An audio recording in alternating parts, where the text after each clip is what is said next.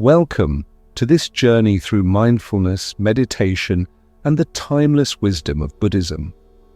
Whether you're new to these practices or simply looking for a way to bring more peace into your life, this experience is designed with care to help you slow down, breathe deeply, and reconnect with what truly matters. In today's world, it's easy to feel overwhelmed. We live in a fast-paced environment where distractions are constant, expectations can feel endless, and stress often feels like a normal part of life. But what if there was another way, a way not to escape life, but to meet it with clarity, calm, and compassion? That's where mindfulness comes in. It's a gentle but powerful practice that helps us return to the present moment, not just when we're sitting in meditation, but in every moment of our lives. It teaches us how to respond rather than react, how to pause before speaking, and how to find peace within ourselves, even when everything around us feels chaotic. And at the heart of mindfulness lies a rich tradition rooted in Buddhist teachings that have helped people for over 2,500 years. The Buddha didn't teach religion as much as he taught practical methods for living wisely, reducing suffering, and cultivating inner peace. These tools are just as relevant today as they were back then. This isn't about becoming someone new or achieving some perfect state of enlightenment. It's about learning to be more fully yourself, grounded, aware, and kind toward yourself and others. It's about embracing life's challenges not as obstacles, but as opportunities for growth and transformation. As we explore this together, we'll look at the core insights of Buddhist philosophy, the simple yet profound practice of meditation, and how mindfulness can become a part of your everyday life, from conversations to meals to moments of stillness in the midst of a busy day. Throughout this journey, I'll guide you gently from one idea to the next, allowing space for reflection, breathing, and awareness.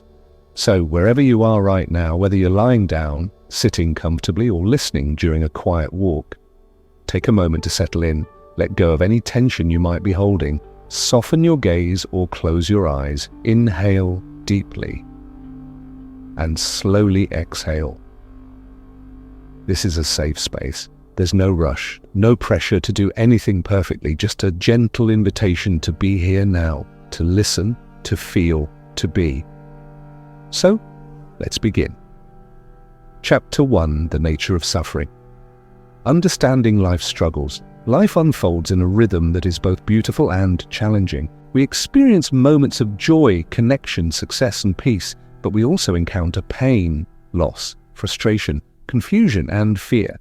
These experiences are not unique to any one person, culture, or time period. They are part of being human. And yet many of us spend so much of our lives trying to avoid discomfort that we end up distorting our relationship with life itself. We seek happiness, security, control things that feel solid and lasting. But if you look closely at your own life, you may notice something profound. Nothing stays the same for long. Even the most joyful moments eventually fade. Relationships change, emotions shift, circumstances evolve. Nothing remains exactly as it was yesterday, last week, or even a few minutes ago. This impermanence can bring both excitement and anxiety. When we're happy, we want it to last forever. When we're struggling, we wish it would pass quickly. But whether we like it or not, everything moves constantly changing, shifting, dissolving. And within this flow of life, suffering often finds its way into our hearts and minds. Suffering, or what the Buddha called Dukkha, is a fundamental truth of existence. It's not just about major tragedies like illness, death, or war, although those are certainly forms of suffering. Dukkha also includes the subtle dissatisfaction we feel when things aren't quite right, the unease that comes from wanting more than what is, the disappointment when expectations don't match reality, and the mental tension that arises from resistance to how things actually are. It's important to understand that dukkha isn't a negative concept designed to make life seem grim.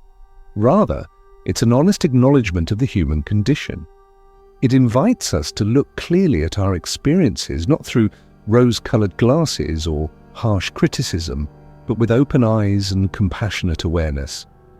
When we stop pretending that life should always go our way, we begin to relate to it differently with resilience, wisdom, and grace. So, let's explore this together. Let's take a deep, honest look at the nature of suffering, where it comes from, how it affects us, and why understanding it is the first step toward true freedom. Because until we see the full picture of life, including its difficulties, we cannot fully embrace it. Let's start by considering some of the different ways suffering shows up in our lives. There's physical suffering. The body gets tired, injured, sick, old. Pain is inevitable. No matter how advanced medicine becomes, none of us will escape aging, illness, or the eventual breakdown of the physical form. Then there's emotional suffering, grief, sadness, loneliness, jealousy, guilt, shame, fear. These feelings are built into the human psyche. They come and go, sometimes unexpectedly, sometimes in waves that feel overwhelming. Mental suffering is also very real. Overthinking, rumination, anxiety, doubt, indecision.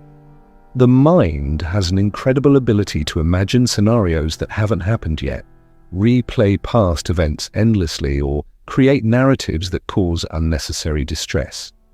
How often have you found yourself worrying about something that never even occurs, or beating yourself up over something you did years ago? That's mental suffering, the kind that keeps us trapped in cycles of thought that don't serve us.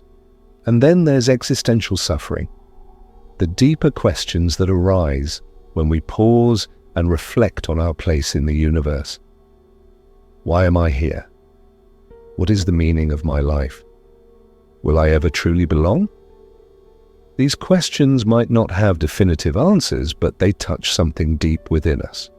They reveal a longing for meaning, purpose, and connection beyond the surface level of daily life. All of these forms of suffering are interconnected. Physical pain can lead to emotional distress, which fuels mental loops that spiral into existential uncertainty, and all of them are deeply personal. What causes suffering in one person may barely register with another. That's because suffering is not just about external circumstances, it's also about how we interpret and react to them. In fact, one of the key insights of Buddhist psychology is that suffering doesn't come purely from what happens to us. It comes from how we respond to what happens. Two people can experience the exact same event, say, a job rejection, a breakup, or a financial setback, and one may feel devastated while the other sees it as an opportunity for growth. Why? Because their mindset, beliefs, and emotional conditioning shape their experience. That's why the Buddha didn't teach that life is only suffering. He taught that suffering exists, and that understanding it is the doorway to liberation. Once we know how suffering works, how it arises, how it continues, and how it can end, we gain power over it. We no longer have to be victims of our reactions. We can learn to meet life with greater clarity, calm, and compassion. Now let's look at the broader context of suffering in society. In today's world, we are bombarded with messages that imply that happiness is permanent, that success means perfection, and that comfort is the default state of life. From advertisements promising quick fixes to social media curated highlight reels, we are subtly led to believe that if we just buy the right product, eat the perfect diet, or follow the latest trend, we can finally attain lasting happiness. But this creates a dangerous illusion that suffering is abnormal, something to be avoided at all costs. And when suffering inevitably arrives, as it always does, we feel confused, betrayed, or broken. Instead of seeing it as a natural part of life, we see it as a failure. Something must be wrong with me. I must have done something wrong. If only I had worked harder, been smarter, made better choices. This line of thinking leads to self-blame, shame, and isolation. It makes suffering worse instead of helping us navigate through it. But when we accept that suffering is part of the human journey, not a punishment, not a flaw, but simply a shared experience, we begin to soften around it. We become less afraid of it. We develop resilience. And we start to realize that there is a way through and even a way beyond. Let's consider how suffering affects relationships. So often conflict arises not because of the actual situation, but because of how each person interprets and reacts to it. One person feels criticized, another feels misunderstood. One wants space, another takes it personally. These dynamics often stem from unmet needs, unspoken fears, and reactive patterns passed down through generations. When we don't understand our own suffering, we tend to project it onto others. We blame them for our unhappiness, demand they change, or withdraw emotionally.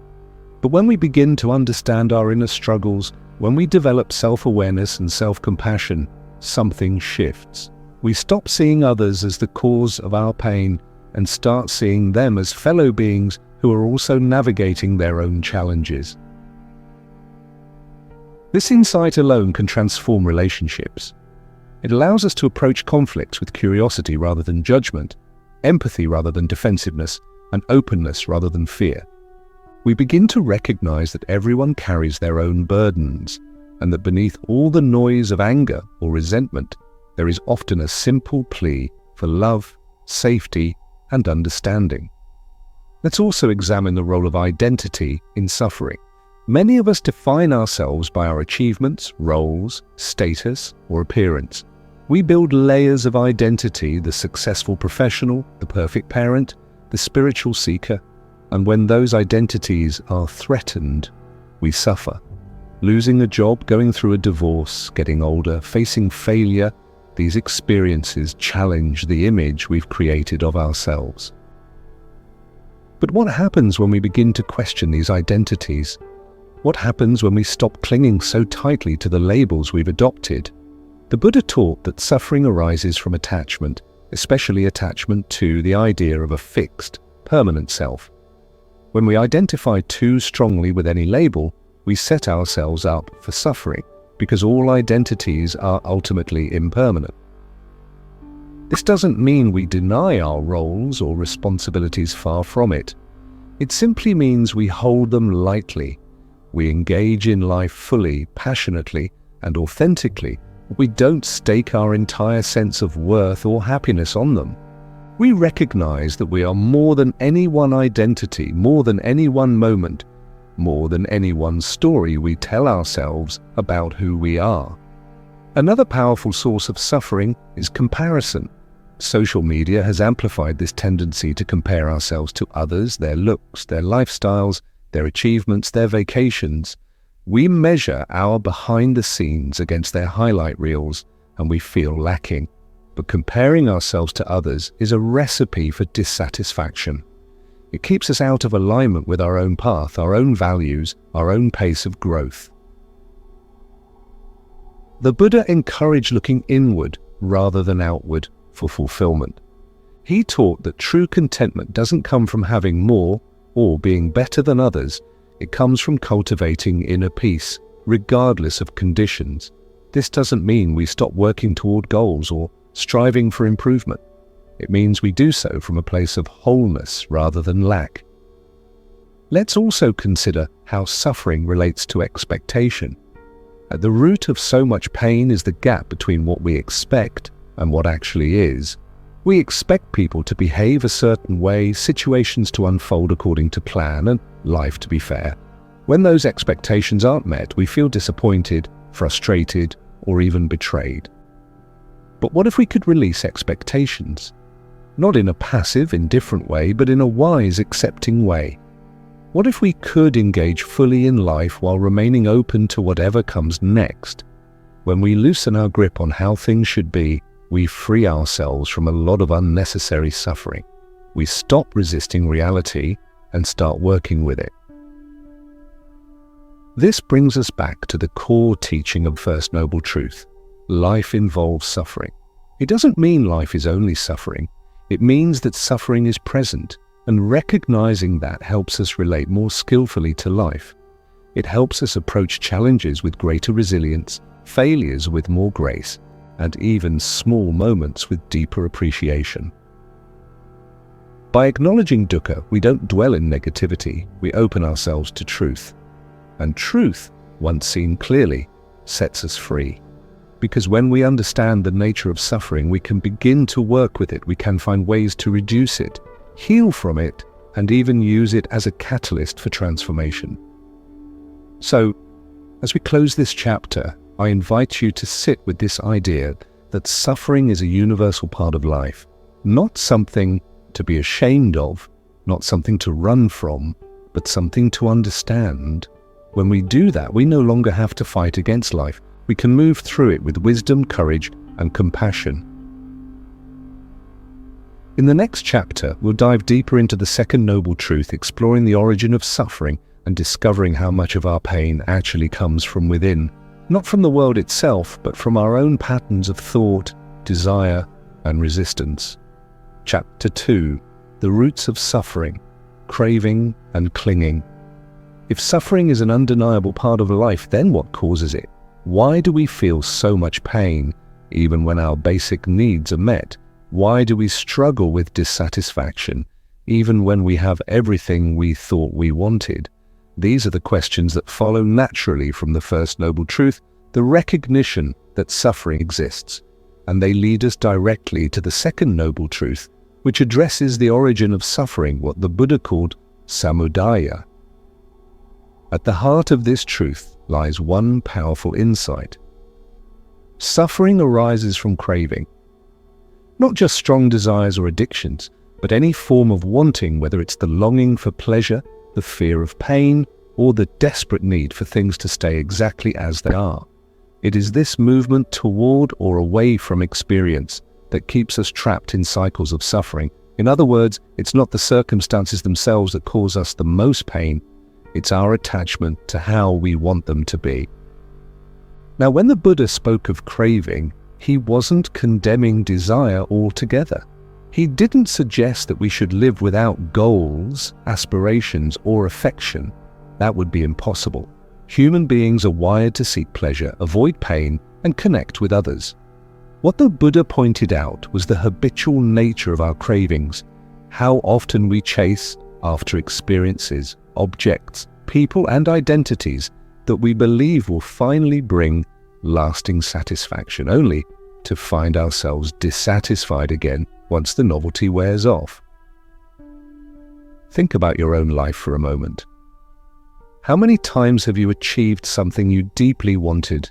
A job promotion, a new relationship, a bigger home, a fitness goal, a vacation, and felt joyful at first, only for that joy to fade. Or perhaps you noticed a subtle shift where, instead of feeling fulfilled, you started looking for the next thing you needed to attain happiness. This is the nature of craving. It never truly ends on its own. Once you satisfy one desire, another takes its place. This pattern is known in Buddhism as tanha, which translates as thirst or craving. But tanha isn't simply about physical hunger. It includes three main types of craving.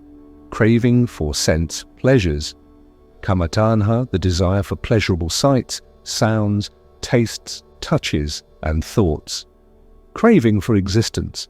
Bhavatanha, the desire to be someone, to become more, to achieve status, identity, success, or spiritual enlightenment. Craving for non-existence. Vibhavatanha, the desire to escape, to end painful experiences, to numb out, to disappear, or to destroy parts of oneself or the world. These three forms of craving operate constantly beneath the surface of our awareness.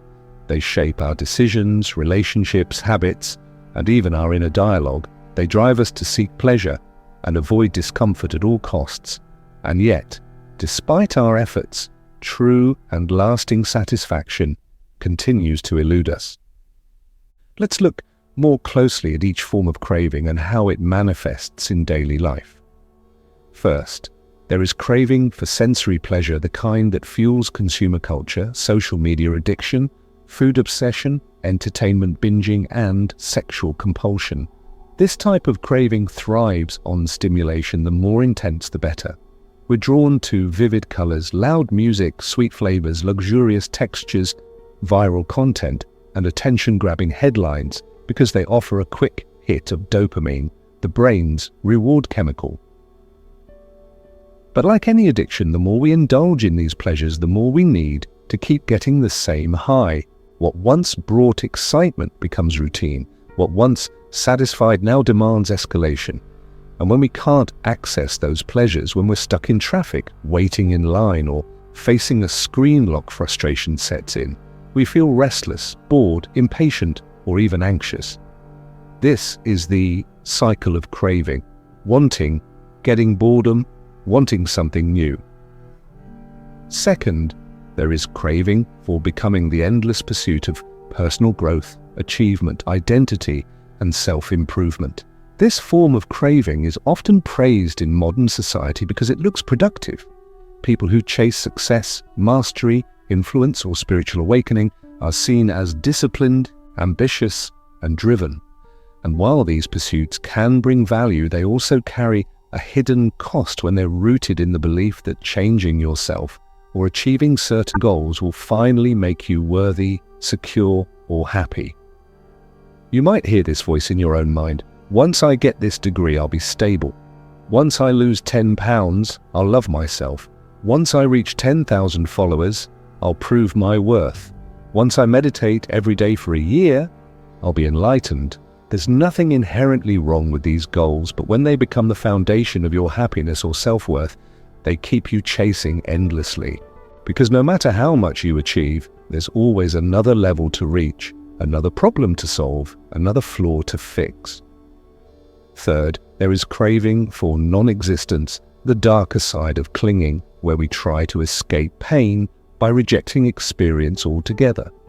This might take the form of substance abuse, self-harm, emotional shutdown, dissociation, depression, or nihilistic thinking. When the weight of life feels overwhelming, some of us turn to anything that numbs the pain: alcohol, drugs, excessive sleep, overeating, obsessive distractions, or even suicidal ideation. This form of craving doesn't look like traditional desire. It looks like resistance. It says, I don't want to feel this anymore. I wish I could disappear. I don't want to exist like this. It's a refusal to engage with life, as it is not out of laziness, but out of deep exhaustion, grief, or despair. All three forms of craving share one common thread. They arise from an underlying sense of lack, the belief that something is missing inside us, and that if we could just fill that void with the right person, experience, or state of being, we'd finally feel whole. But the truth is, the void isn't filled by external conditions, and trying to fill it only makes it deeper. This brings us to a key insight. Craving doesn't arise from scarcity, but from attachment to impermanent things. No matter how much we acquire, achieve, or consume, none of it lasts forever. Everything changes. Every relationship shifts. Every emotion fades. Every success is eventually replaced by new challenges. So when we base our happiness on having things go our way, we set ourselves up for disappointment. But why do we cling so strongly in the first place? What drives this impulse to hold on tightly to people, outcomes, emotions, and identities? At its core, clinging is a survival mechanism. As human beings, we evolved to seek comfort, avoid danger, and form attachments that ensure safety. These instincts helped us survive in harsh environments. Finding food meant living another day. Forming bonds meant protection. Avoiding threats meant escaping harm. But in modern life, these survival instincts often misfire. We treat emotional pain like a physical threat. We interpret a disagreement as rejection. We equate failure with death. We see loneliness as unbearable, and so we cling not because we're weak, but because we're wired to protect ourselves. The problem is, these protective strategies were designed for short-term survival, not long-term well-being. Clinging shows up in many ways throughout our lives. In relationships, we hold on to people who no longer serve us because the idea of being alone feels worse than staying in a difficult dynamic. In careers, we stay in jobs that drain us because the fear of uncertainty outweighs the discomfort of staying. In belief systems, we defend opinions so fiercely that we refuse to consider alternative perspectives, even when they might help us grow. In emotions, we hold on to anger, sadness, or guilt far longer than necessary, sometimes mistaking pain for identity.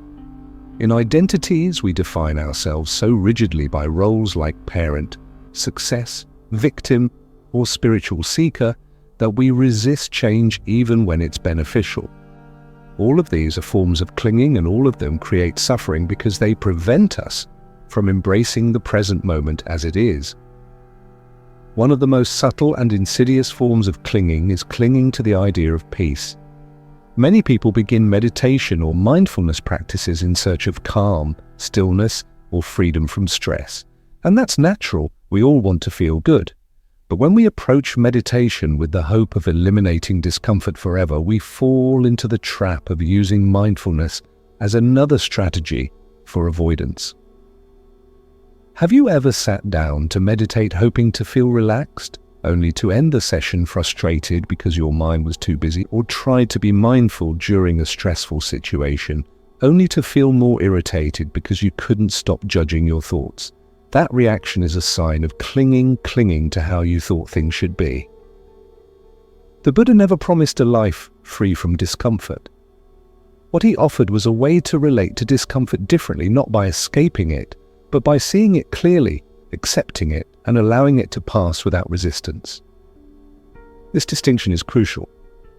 Peace is not the absence of difficulty. Peace is the presence of acceptance. Let's take a closer look at how craving leads to clinging and how clinging leads to suffering. Craving begins with contact, a moment of sensing something pleasant or unpleasant. For example, you see an advertisement for a new phone and you think, "That looks amazing, I want that." That initial spark of interest is the beginning of craving. Then comes attachment, the mental loop that says, if I buy this phone, I'll be happier, more connected, more accepted. You start imagining how great life will be with this object, and before you know it, you've convinced yourself that you need it. When you finally get the phone, there's a brief period of satisfaction. But soon, something else happens. A friend gets a newer model, or you notice a scratch on the screen, or the battery drains faster than expected. Suddenly, the joy starts to fade. Maybe you start comparing your phone to others. Maybe you become paranoid about dropping it.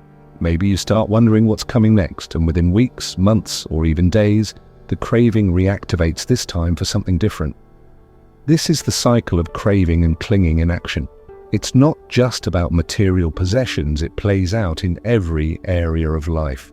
A romantic partner makes us feel loved, so we become attached. A promotion gives us validation, so we become dependent.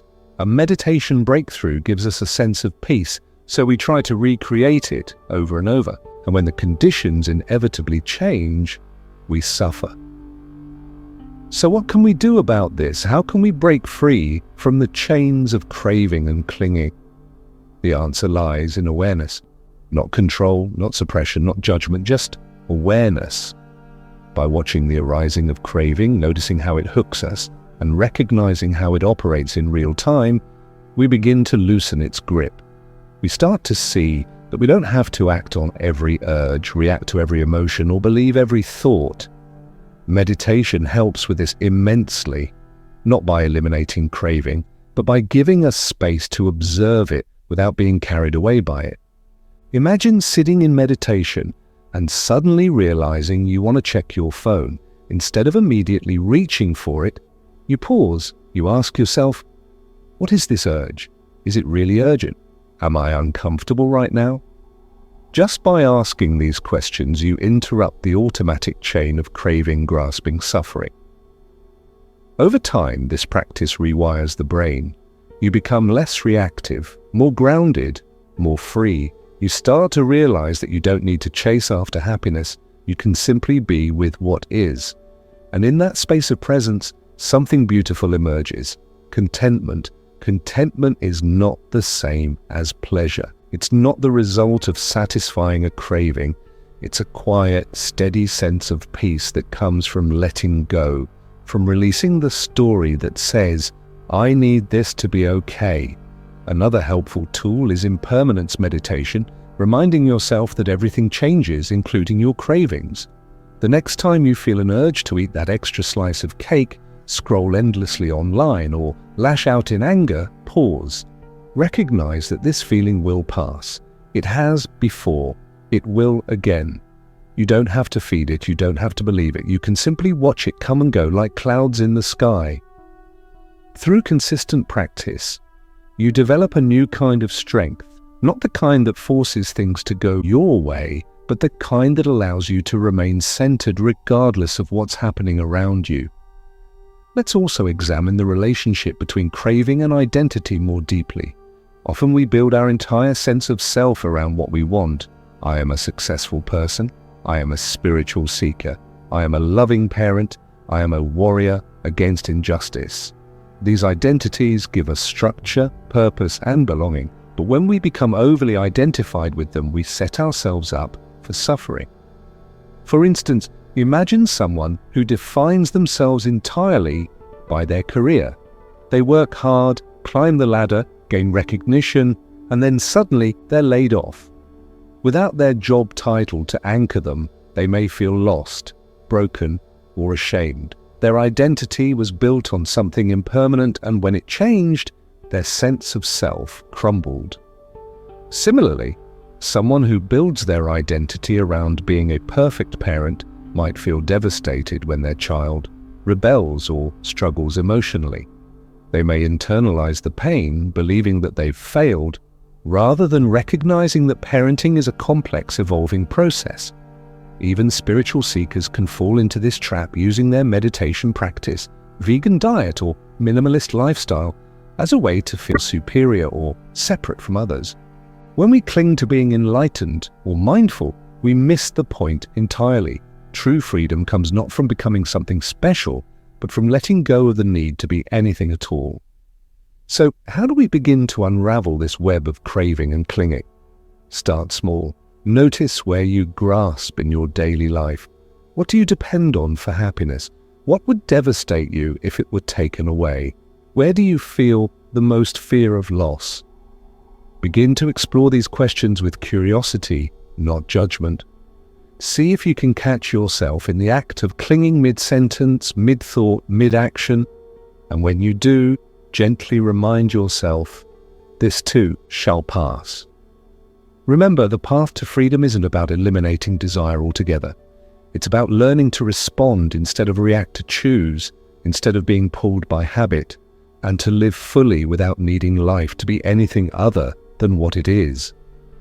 In the next chapter, we'll explore the third noble truth, the possibility of true liberation. We'll discover that suffering does not have to be permanent, and that through wisdom, compassion, and mindfulness, we can awaken to a profound and lasting peace. Chapter 3, the end of suffering. Liberation is possible. If we've spent time exploring the nature of suffering and then examined its roots in craving and clinging, we arrive at a natural question. Is there a way out? Can we truly find peace? Not just temporary relief or distraction, not just fleeting happiness that fades with the next challenge, but lasting freedom from the cycles of dissatisfaction, fear, and struggle. This is where the third noble truth steps forward like a beacon of hope. Yes, liberation is possible. Suffering does not have to last forever. There is a way beyond pain, not by avoiding it, not by running away from it, but by facing it directly, understanding it deeply, and learning to live in harmony with impermanence, change, and the ever-shifting flow of life. In the language of Buddhism, this liberation is called nibbana, often translated as nirvana. But what exactly is nirvana? Contrary to some popular misunderstandings, it's not a place you go to after death, nor is it an eternal paradise filled with enlightenment bliss. It is not a reward or a destination. Rather, nirvana is a state of mind, one that is completely free from the grip of craving, aversion, and ignorance. It is a profound inner stillness, a clarity that arises when the mind no longer clings to desires or pushes away pain. Picture this moment. You're sitting quietly.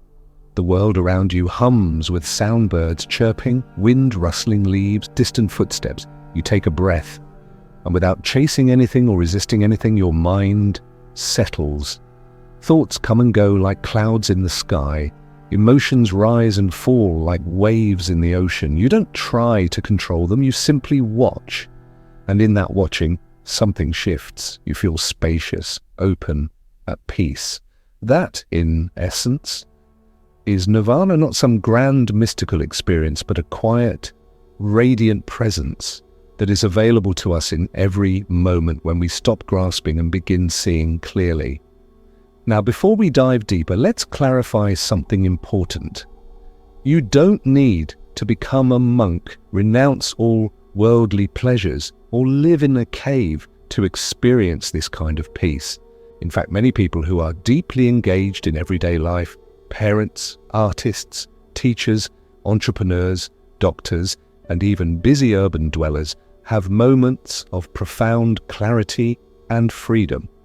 These moments happen when we drop the storylines, relax our defenses, and allow ourselves to be fully present. So, liberation isn't about escaping from life, it's about waking up within it. It's about learning to respond rather than react, to meet life with wisdom, acceptance, and compassion. It's about discovering that beneath the noise of thought, emotion, and sensation, there is a deep well of peace that doesn't depend on external conditions. Let's explore this more deeply. First, we must understand that liberation doesn't mean becoming perfect or immune to pain. Even the Buddha felt physical discomfort, emotional sadness, and mental fatigue. He wasn't superhuman. He was a human being who had awakened to the truth of reality. What changed was his relationship with suffering. He no longer identified with it, became overwhelmed by it, or tried to escape from it. Instead, he met it with awareness, kindness, and insight. And because of that, he didn't suffer in the same way most of us do. That's the key. Liberation is not the absence of pain, but the absence of resistance to pain. When we stop fighting against reality, when we stop clinging to how things should be, we open the door to something profoundly freeing. We begin to see that suffering arises only when we push against the current of life. But when we learn to float with it, to move through experiences without needing them to be different, something inside us relaxes. A great burden begins to lift. This doesn't mean we stop feeling emotions, quite the opposite. We become more sensitive, more alive, more connected to the richness of life. We feel joy more fully, grief more deeply, love more openly. But we no longer get trapped in those emotions. We no longer believe they define us. We recognize that they are passing states, not permanent truths. One of the most powerful tools for experiencing this kind of liberation is mindfulness, the simple yet profound practice of paying attention on purpose in the present moment without judgment. Through mindfulness, we train ourselves to observe our thoughts, feelings, and sensations without getting swept away by them. We learn to pause between stimulus and response, allowing space for choice, wisdom, and compassion to emerge. Consider a moment of anger. Most of us react instinctively, we say something harsh, act impulsively, or hold on to resentment long after the situation has passed. But if we can create even a few seconds of space, noticing the rising heat in the body, the racing heart, the urge to fight back, we give ourselves the chance to respond differently. Maybe we take a deep breath. Maybe we choose silence instead of words. Maybe we extend understanding instead of blame. That's the power of awareness. That's the doorway to liberation. But liberation isn't just about managing difficult emotions. It's also about transforming our relationship with pleasure. Often we chase happiness so intensely that we miss the joy already present in our lives. We look outside ourselves, believing that success, relationships, or material gain will finally bring fulfillment. But when we finally attain those things, the satisfaction rarely lasts. Why? Because everything changes. Nothing stays the same. And when we base our happiness on external conditions, we set ourselves up for disappointment. True liberation comes when we discover that happiness is not something we acquire, it's something we uncover. It's already within us, beneath layers of worry, expectation, and longing. It's the peace that comes when we stop searching so hard and simply rest in the present moment. Another essential piece of liberation is self-compassion. Many of us carry a deep sense of inadequacy, the belief that we're not good enough, smart enough, successful enough, spiritual enough. We compare ourselves to others, criticize ourselves constantly, and punish ourselves for mistakes. That voice inside the one that says, "I'm failing," or "I should be better than this," is not helping us grow. It's keeping us stuck in suffering. Compassion is the antidote. It means recognizing our own humanity, that we make mistakes, that we feel pain, that we are doing the best we can with the resources we have. It means treating ourselves with the same kindness we would offer a dear friend going through hardship. When we cultivate self-compassion, we break free from the cycle of shame and self-judgment that keeps us trapped. This is why practices like loving-kindness meditation, metta, are so powerful. They help us generate warm, friendly feelings toward ourselves and others. Repeating phrases like, "May I be happy," "May I be healthy," "May I be safe," slowly softens the heart, dissolves self-criticism, and opens us to a deeper connection with life itself. But liberation isn't just an internal state, it also radiates outward. When we begin to transform our relationship with suffering, we naturally become more gentle, patient, and empathetic in our relationships. We stop taking things so personally. We become less reactive, more forgiving, and more willing to listen deeply. Our presence becomes calming, stabilizing, healing. Think of someone who carries a lot of peace within themselves. You might not know exactly what they've been through, but when you're around them, you feel lighter, calmer, more grounded. Their energy is steady, their words kind, their presence comforting. That's what liberation looks like in action. Not perfection, not detachment, but a deep and unwavering center that brings ease to both oneself and others. So, how do we begin to walk this path of liberation?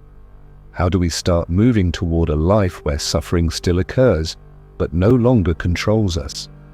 Step by step, moment by moment, breath by breath. By simply bringing awareness to the present moment, by pausing before reacting, by choosing to respond with kindness rather than fear, by recognizing that while we cannot always control what happens to us, we can choose how we relate to it. And, perhaps most importantly, by letting go. Letting go of the belief that we must always be in control. Letting go of the idea that happiness depends on having everything just right.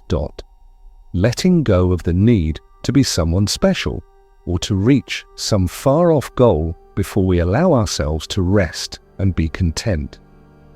Liberation begins the moment we stop waiting for the perfect conditions and instead embrace this moment right here, right now, as enough. As the Buddha once said, there is indeed an unborn, unbecome, unmade, unfabricated. If there were not, this escape from the born, become, made, fabricated would not be possible. This passage speaks directly to the possibility of awakening that somewhere beneath all the noise, confusion, and conditioning, there is something timeless, unchanging, and free. We may not be able to describe it in words, but we can experience it directly through meditation, mindfulness, and deep inner inquiry. So, wherever you are in your journey, whether you're just beginning to explore these ideas, or you've been walking this path for years, remember this: you are not broken, you do not need fixing. You are whole, complete, and capable of knowing peace right now. Liberation is not something you achieve, it is something you realize. It is not something you earn, it is something you uncover. And the first step is simply looking inward, breathing deeply, and remembering that you are already more than enough. In the next chapter, we'll explore the path that leads to this liberation, the fourth noble truth, which offers practical steps to awaken to this freedom. We'll look at the Eightfold Path not as rigid rules, but as a guide to living wisely, ethically, and mindfully in every area of life. Chapter 4. The Path to Freedom. The Eightfold Path.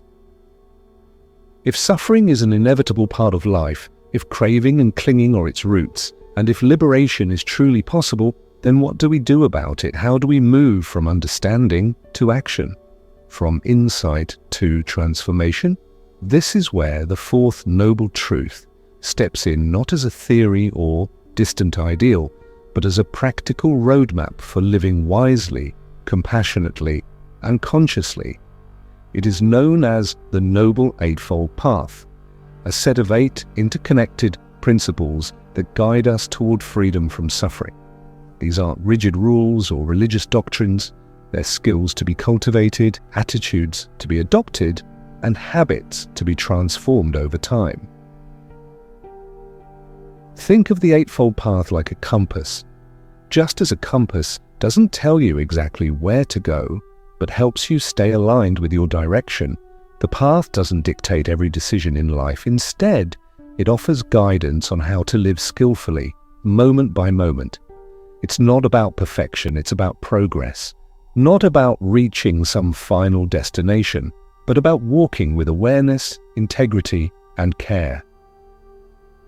The 8 steps of the path can be grouped into 3 main categories: wisdom, prajna, right view, and right intention, ethical conduct; sila, right speech, right action, and right livelihood; mental discipline, samadhi, right effort, right mindfulness, and right concentration. Together, these form a holistic approach to life, one that integrates how we think, speak, act, and relate to ourselves and the world around us. Let's explore each step in depth, beginning with the foundation of all transformation, right view. 1. Right view, seeing clearly. At the very heart of the path lies right view, sometimes translated as right understanding or right perspective. This is not just intellectual knowledge, but a deep, lived understanding of how things actually are. It begins with recognizing the truths we've explored so far, that life involves suffering, that this suffering arises from our own patterns of craving and clinging, and that freedom from suffering is indeed possible. Imagine someone trying to navigate a dense forest without knowing where they're going. They might walk in circles, get discouraged, or even stumble into danger. But once they gain a clear map, an accurate understanding of their surroundings, everything shifts. The same applies to life. When we see clearly how suffering works, we no longer have to react blindly. We begin to act from insight rather than ignorance. Right view encourages us to look closely at our lives, at our thoughts, emotions, relationships, and habits. It invites us to question long-held beliefs, to examine where we're caught in repetitive cycles, and to become more aware of the causes and conditions that shape our experiences. This doesn't mean we suddenly become enlightened beings overnight. It means we start paying attention. We notice when we're caught in negative thought loops. We recognize when we're reacting out of fear or desire. We begin to see how our own actions contribute to our suffering and how they can also lead us toward peace. A powerful example of right view in action is learning to see impermanence. Most of us operate under the illusion that things will stay the way they are, that our current situation is permanent, that our feelings last forever, that our identities are fixed.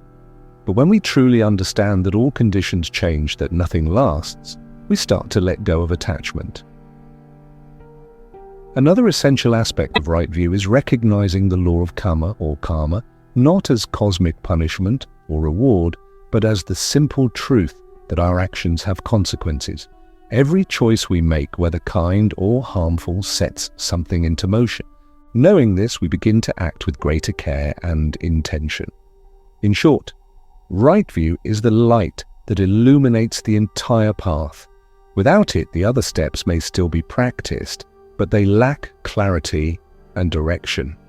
With it, we begin to align our lives with truth, wisdom, and compassion. 2. Right intention, choosing wisely. Once we have a clearer view of reality, we can begin to shape our intentions, the motivations behind our actions. Right intention is about cultivating wholesome mind states and letting go of harmful ones.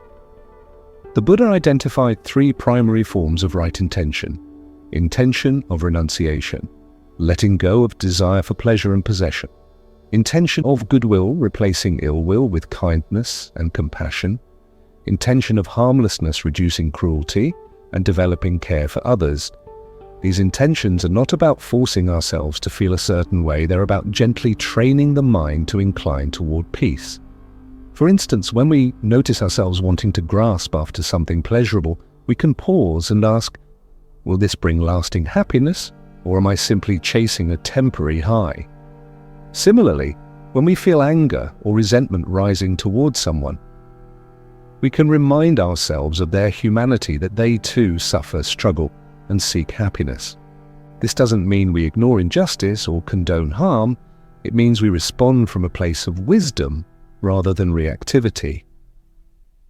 And when we feel the urge to lash out, to hurt another emotionally or physically, we can stop and reflect. What would happen if I chose a different response? What if I met this moment with patience instead of aggression? Right intention is not perfection, it's practice. It's the gentle act of returning again and again to the wish for peace, both within and around us. 3. Right speech, speaking with care. Our words carry immense power. They can build bridges or break them. They can heal or wound. They can inspire or destroy. That's why right speech is such a vital part of the path. The Buddha outlined 4 key aspects of right speech: avoiding falsehood, speaking truthfully, avoiding exaggeration or deception, avoiding divisive speech, not saying things that cause conflict between people, avoiding harsh speech, refraining from cruel or abusive language, avoiding idle chatter, using words meaningfully rather than filling silence with useless noise. Consider the impact of gossip. How often does it create misunderstanding, amplify tension, and damage trust? Or think about how quickly a sharp word said in frustration can leave a lasting scar. On the flip side, a few well-chosen words of encouragement can lift someone's entire day. Practicing right speech isn't about being overly cautious or never expressing difficult truths. It's about speaking with awareness and compassion. It's knowing when to speak and when to remain silent.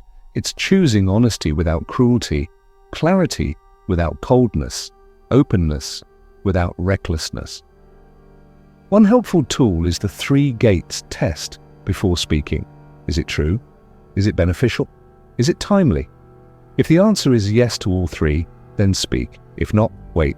Often we rush to express ourselves without considering the full impact of our words. Taking a breath before speaking can prevent unnecessary suffering for ourselves and others. 4. Right action, living ethically. Right action extends beyond speech. It concerns our physical behavior and how we interact with the world through our bodies. The Buddha emphasized 3 core principles: avoiding killing or harming living beings, avoiding taking what is not freely given, avoiding sexual misconduct. These are not commandments carved in stone. They are guiding principles that help us live with integrity and minimize harm. They encourage us to ask, does my action promote well-being? Does it cause unnecessary suffering? Am I acting from greed, hatred, or delusion? Right action is deeply connected to mindfulness. When we act unconsciously, we often fall into habit patterns, spending money impulsively, lashing out in anger, indulging in addictive behaviors. But when we bring awareness to our actions, we begin to choose differently. For example, someone struggling with anger might notice a pattern of slamming doors, raising their voice, or making sarcastic remarks. Through mindfulness, they begin to catch themselves before reacting, taking a breath, pausing, and responding with calm instead of chaos. Over time, this changes the entire dynamic of their relationships. Another example is consumption. How much of what we buy eat, watch, or do is done on automatic pilot. By bringing awareness to our physical actions, we can begin to live more intentionally, aligning our choices with our deeper values. 5. Right livelihood. Earning with integrity. Work occupies a large part of our lives. It shapes our identity, affects our well-being, and influences the world around us. That's why right livelihood is such an important part of the path. The Buddha encouraged choosing work that does not cause harm, exploitation, or deception. He specifically warned against professions involving selling arms or engaging in violence, dealing in intoxicants or harmful substances, activities that involve deceit or fraud, exploiting others for personal gain. Again, this isn't about moral judgment, it's about conscious choice. It's asking, does my livelihood contribute to the well-being of others? Am I participating in systems that cause harm? Can I find a way to earn a living that aligns with my values? Even if you're not directly involved in harmful industries, you can still reflect on your workplace culture. Are you contributing to a toxic environment?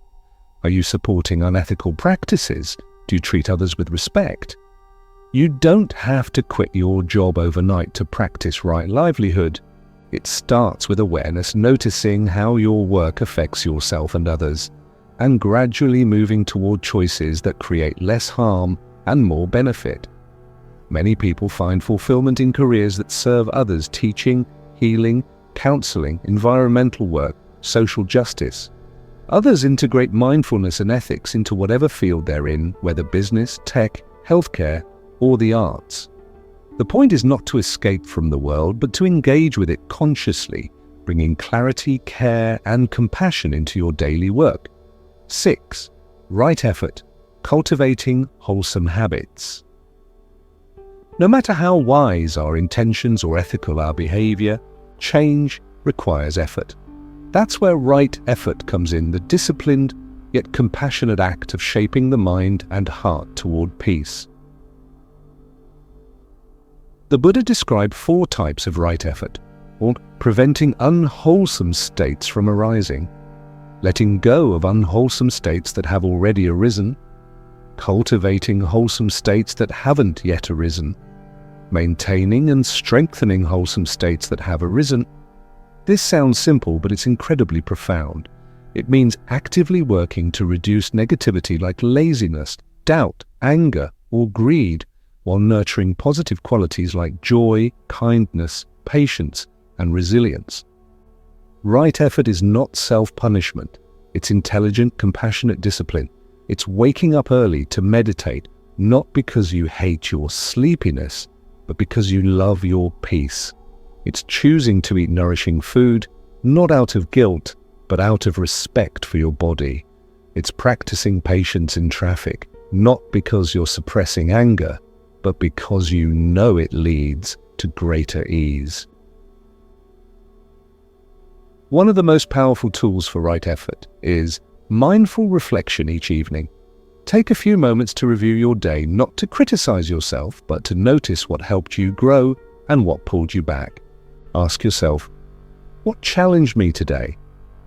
When did I lose my balance? When did I respond with wisdom and care? What can I do differently tomorrow? This kind of reflection builds inner strength and clarity over time. 7. Right mindfulness, staying present.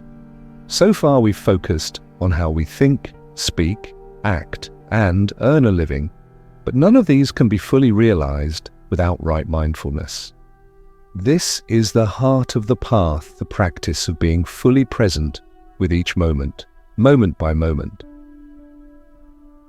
The Buddha defined mindfulness as the clear and non-judgmental awareness of the body, feelings, or the mind, mental objects, thoughts, emotions, perceptions. In simpler terms, mindfulness is the art of noticing not just what's happening externally, but what's unfolding inside you. It's watching your breath, feeling your body, observing your thoughts, and staying grounded in the present. One of the most common ways to cultivate mindfulness is through breath awareness meditation.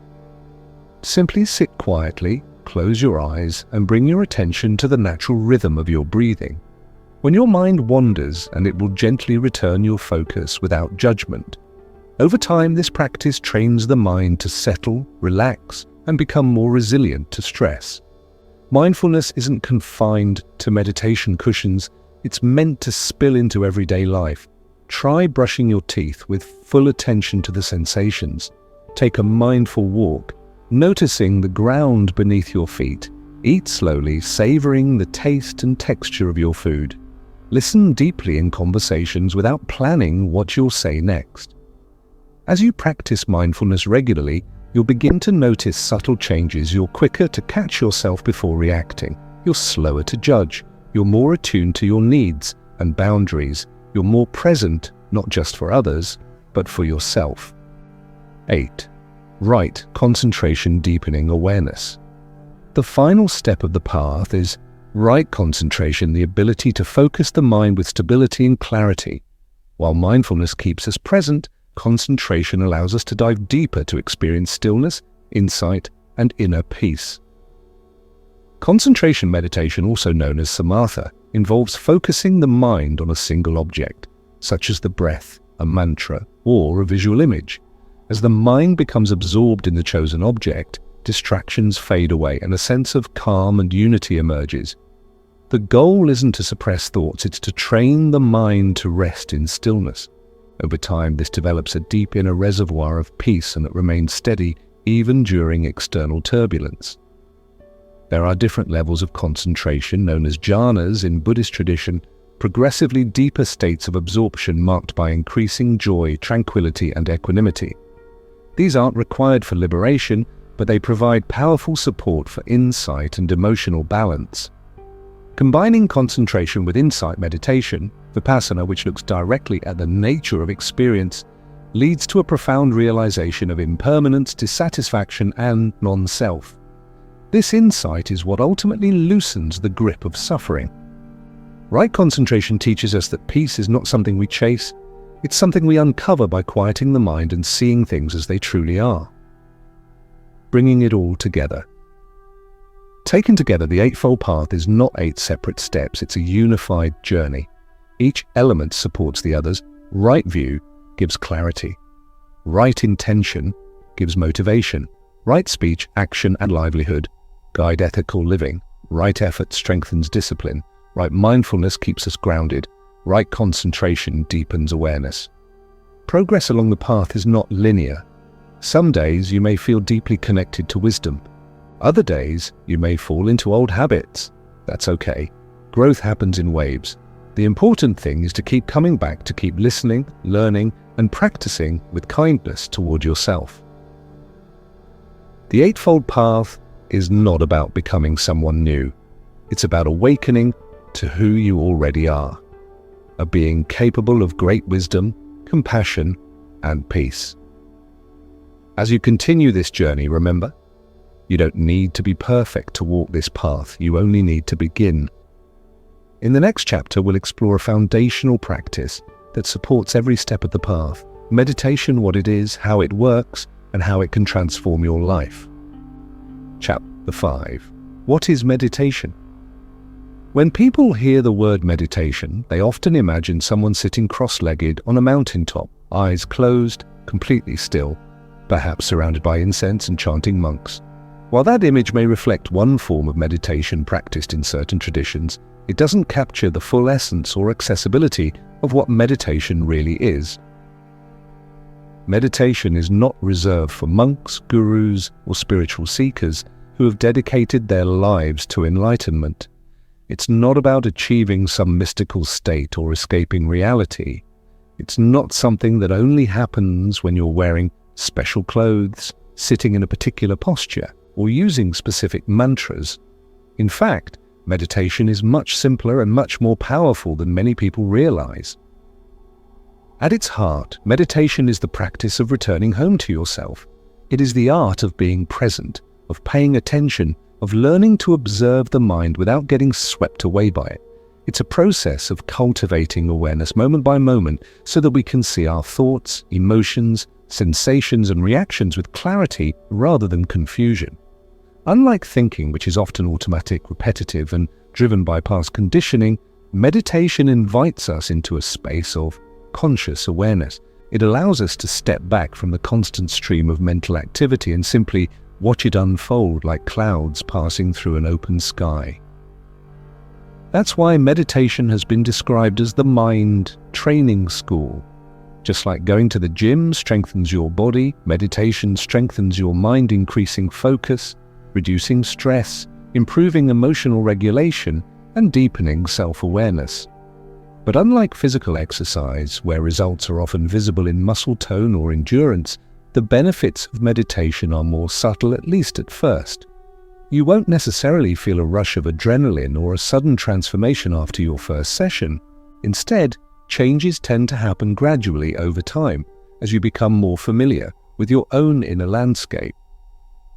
So let's begin by understanding exactly what meditation is and what it is not.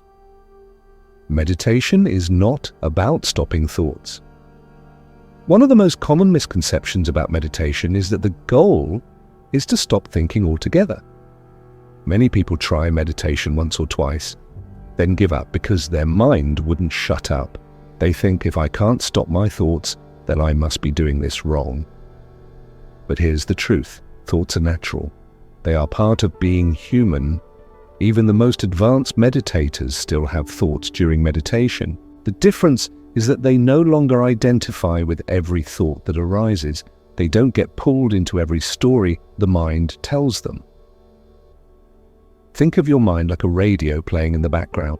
Sometimes it plays music gently in the background.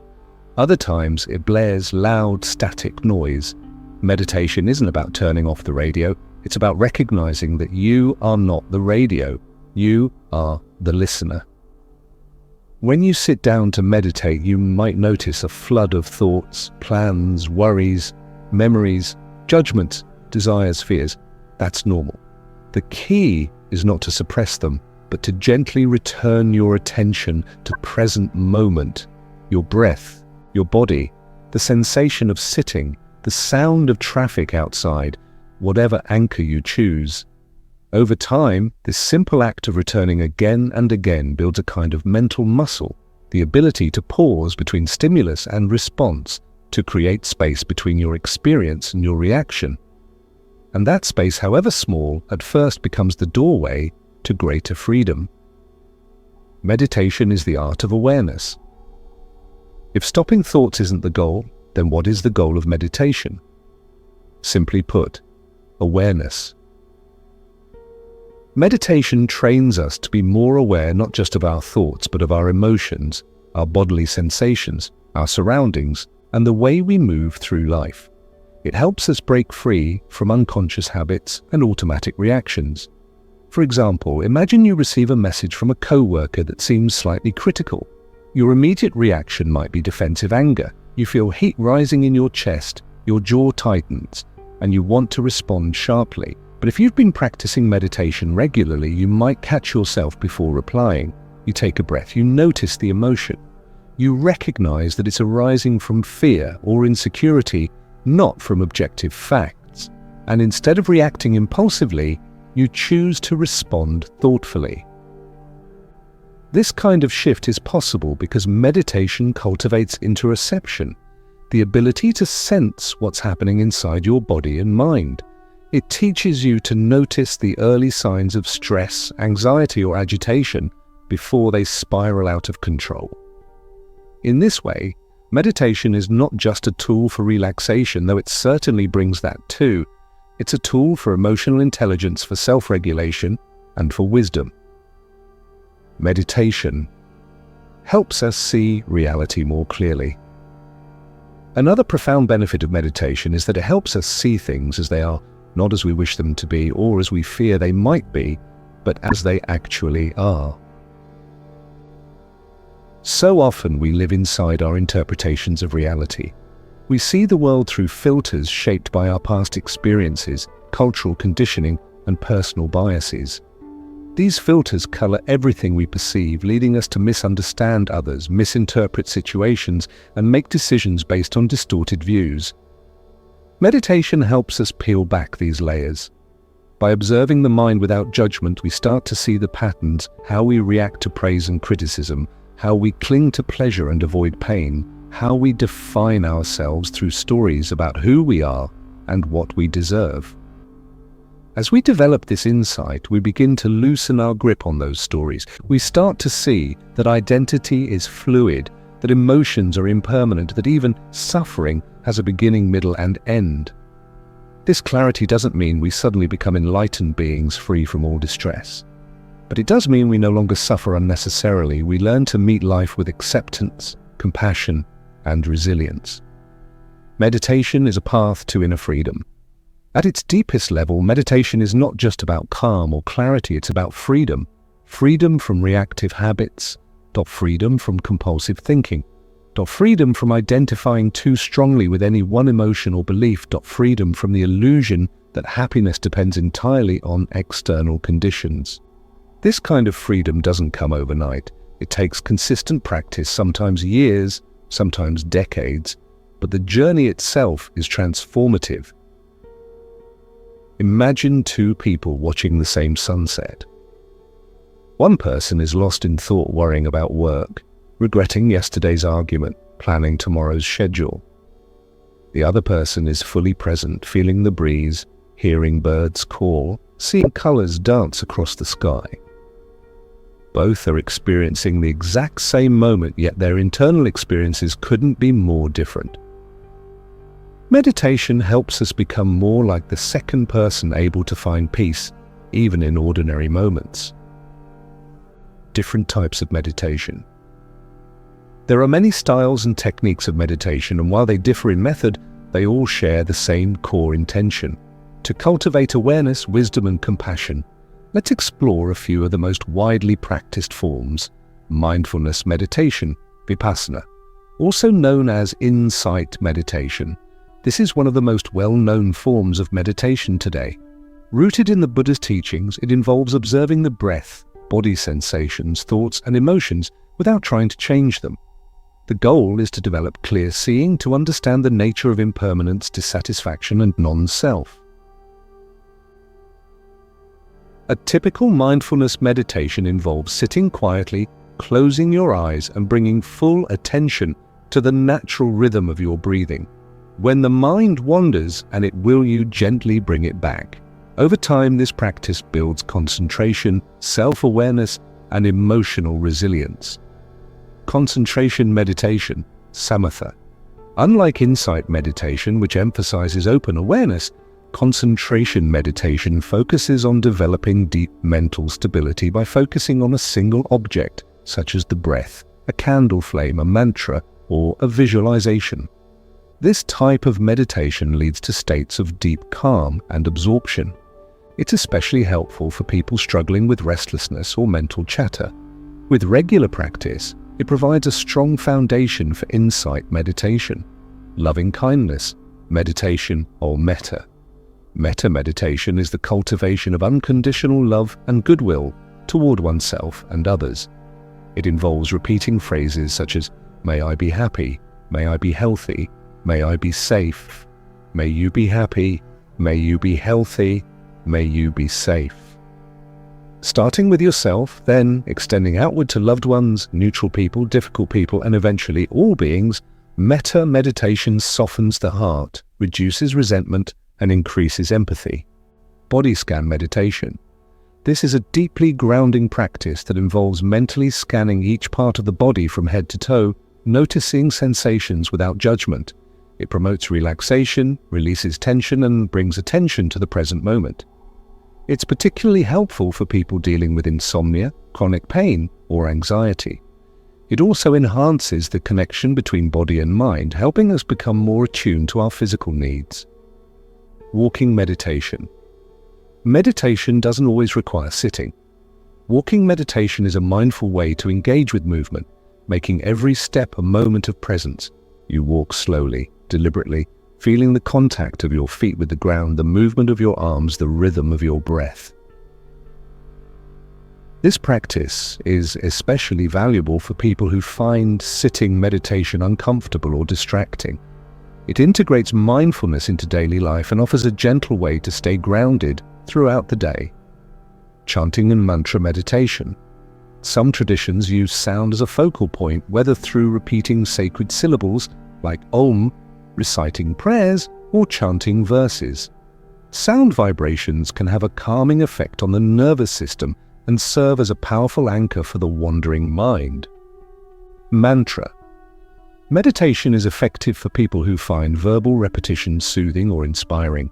It can also deepen the connection to spiritual traditions and provide a sense of ritual and sacredness. Zen meditation, Zazen. Rooted in Japanese Zen Buddhism, Zazen is a minimalist form of seated meditation that emphasizes correct posture, breath awareness, and non-attachment to thoughts. It often includes silent sitting in a group setting under the guidance of a teacher. Zazen encourages direct insight into the nature of the self beyond conceptual thinking. It's a powerful practice for those drawn to simplicity and discipline. Meditation builds the foundation for the Eightfold Path. Earlier in this video, we explored the Noble Eightfold Path, the Buddha's guide to living wisely, ethically, and mindfully. Meditation is central to that path, particularly in the final 3 steps: right effort, right mindfulness, and right concentration. Without meditation, it's easy to fall back into old patterns, saying things we later regret, acting on impulse, slipping into negative cycles of thought. But with meditation, we build the capacity to pause, to see clearly, and to choose differently. Meditation supports ethical conduct by helping us observe the consequences of our actions in real time. It fosters compassion by allowing us to connect more deeply with our own suffering and that of others. It nurtures wisdom by giving us direct experience of impermanence and non-attachment. In short, meditation is not an isolated practice. It's the glue that holds the entire path together. How long should you meditate? One of the most common questions people ask is, how long do I need to meditate for it to be beneficial? The good news is, even a minute of mindful breathing counts. The key is consistency, not duration. For beginners, starting with 5 minutes a day is perfectly fine. Sit comfortably, close your eyes, and bring your attention to the breath. When your mind wanders, gently return. Even this short practice can begin to shift your relationship with stress and reactivity. After a week or 2, you might increase to 10 minutes, then 15, and eventually you may find yourself naturally settling into 20 or 30 minutes without effort. Some people prefer to meditate once a day, others twice morning and evening. Some integrate mindfulness into movement practices like yoga or Tai Chi. Others weave moments of awareness into daily routines, brushing teeth, washing dishes, walking to work. The important thing is not how long you meditate, but how present you are during that time. The science behind meditation. While meditation has roots in ancient spiritual traditions, modern science has confirmed many of its benefits.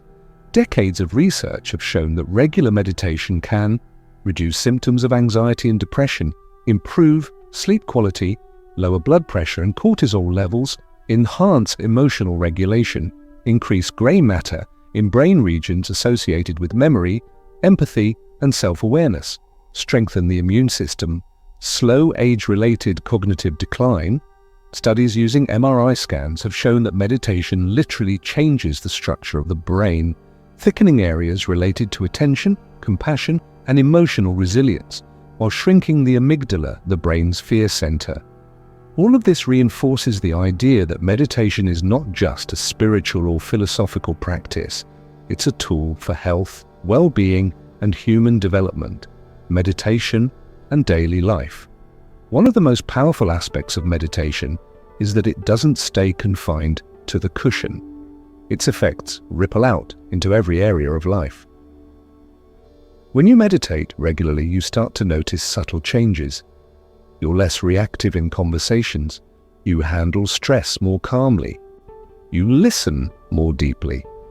You enjoy simple pleasures more fully. You forgive yourself and others more easily. You feel more connected to the present moment. These shifts may seem small at first, but they accumulate over time. Like water carving stone, meditation shapes your character, making you more patient, more resilient, more compassionate. It's not about becoming perfect, it's about becoming more awake. Final thoughts on meditation. Meditation is not a quick fix. It won't eliminate all your problems or make you immune to suffering, but it will give you the tools to face challenges with great clarity, strength, and grace. It will teach you how to return to yourself not just during meditation, but throughout the day in every interaction, every decision, every moment. Through meditation, you begin to discover that peace is not something you chase. It's something you uncover already present beneath the noise of thought and emotion. And once you taste that peace, even for a few fleeting moments, you'll never stop coming back to it. In the next chapter, we'll explore how to begin meditating with practical guidance, step-by-step instructions, and tips for building a sustainable meditation habit, no matter how busy your life may be. Chapter 6. How to begin meditating. If you've ever thought about starting a meditation practice, you're not alone. Millions of people around the world are discovering the transformative power of meditation, from reducing stress and anxiety to improving focus, emotional resilience, and overall well-being. But even though the benefits are widely known, many still struggle with the first step, actually beginning. Meditation can seem intimidating at first, especially when we hear stories of monks sitting in silence for hours or read articles about ancient spiritual traditions. For most people, the mind feels too busy, the body feels restless, and the distractions feel overwhelming. But here's the good news: you don't need to be perfect, spiritual, or experienced to start meditating. You only need to begin. In this chapter, we'll walk through exactly how to start meditating, from setting up a space to understanding different techniques, managing expectations, dealing with obstacles, and building consistency over time. Whether you're completely new to meditation or have tried it before and found it challenging, this guide will give you everything you need to start and keep going on your meditation journey. Step 1. Understand what meditation really is. Before diving into the practical steps, it's important to clarify what meditation is and what it isn't. Meditation is not about stopping thoughts. It's not about achieving some mystical state. It's not about escaping reality. And it's not reserved for certain types of people. At its core, meditation is simply the act of paying attention intentionally and without judgment. It's about becoming more aware of your inner experience, your thoughts, emotions, sensations, and reactions, so that you can respond to life with greater clarity, calm, and compassion. Think of meditation like mental exercise. Just as going to the gym strengthens your body, meditation strengthens your mind. It builds awareness, reduces reactivity, improves emotional regulation, and helps you develop a deeper relationship with yourself. The goal isn't to change who you are, it's to become more fully present as who you already are. Step 2. Create a space for practice. One of the first things you can do to support your meditation practice is create a space, however small, that invites a sense of peace and presence. This doesn't mean you need a special room or expensive cushions. A quiet corner of your bedroom, a chair by the window, or even a bench in the park can work just fine. The key is to choose a place where you can sit comfortably and without interruption for a few minutes each day. Here are a few things to consider when setting up your meditation space. Or comfort. Make sure you're physically comfortable. Use a cushion, chair, or mat that supports your posture. Quiet. Choose a time and place where you won't be disturbed. If background noise is unavoidable, try using soft music or nature sounds to mask it. Inspiration. Add something that inspires you: a candle, a photo, a plant, or a simple quote. These small elements can help you feel grounded and connected to your intention. Remember, the space itself isn't magical. It's the intention behind it that matters. By creating a dedicated spot for meditation, you're sending a signal to your brain that this is a moment for mindfulness. Step 3. Start small and be consistent. One of the biggest mistakes beginners make is trying to meditate for too long too soon. They might commit to sitting for 30 minutes every morning only to find themselves distracted, bored or frustrated after 5 minutes. Then they give up thinking they're bad at meditation. But here's the truth. Consistency beats duration. Even 1 minute of mindful breathing done every day is better than 30 minutes once a week. For beginners, I recommend starting with just 5 minutes a day. Set a timer, sit down and focus on your breath. When your mind wanders, which it will gently bring it back. That's all. After a few days, if it feels natural, you can increase the time to 7 or 10 minutes. Over time, you may find yourself naturally settling into longer periods without effort. The goal isn't to force yourself into discipline, it's to build a habit. Like brushing your teeth, meditation becomes easier and more automatic the more you do it. Step 4. Find a comfortable posture. Posture is an essential part of meditation, not because you need to look a certain way, but because your physical position affects your mental state. There are 2 main ways to sit during meditation: on a cushion or mat. Sitting cross-legged on the floor is a common meditation posture. If your hips are tight, use a cushion or folded blanket under your hips to elevate them slightly. Keep your spine tall, shoulders relaxed, hands resting gently on your knees or lap, and chin slightly tucked. On a chair, if sitting on the floor is uncomfortable, sitting on a chair is perfectly fine. Plant both feet firmly on the ground, keep your back straight and let your hands rest on your thighs or arms of the chair. No matter which position you choose, aim for a balance between alertness and relaxation. Your posture should be upright enough to stay awake and focused, but soft enough to avoid tension or strain. Some people prefer to lie down, especially for practices like body scan meditation. However, lying down often leads to drowsiness.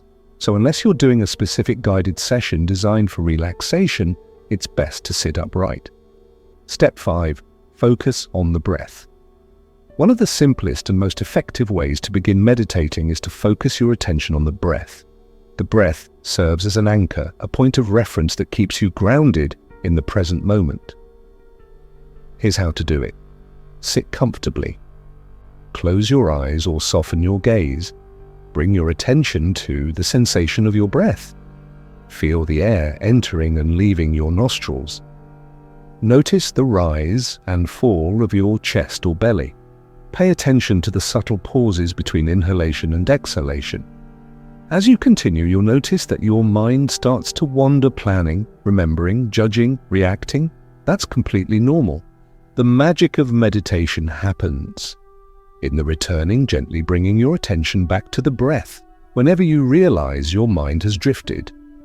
Each time you return, you're training your mind to come home to the present moment, to your body, to your breath. Over time, this practice builds mental resilience, helping you stay centered even in stressful situations.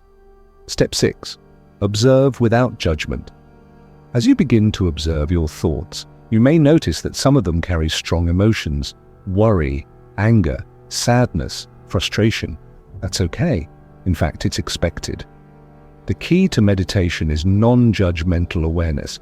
Instead of labeling thoughts as good or bad, right or wrong, simply notice them.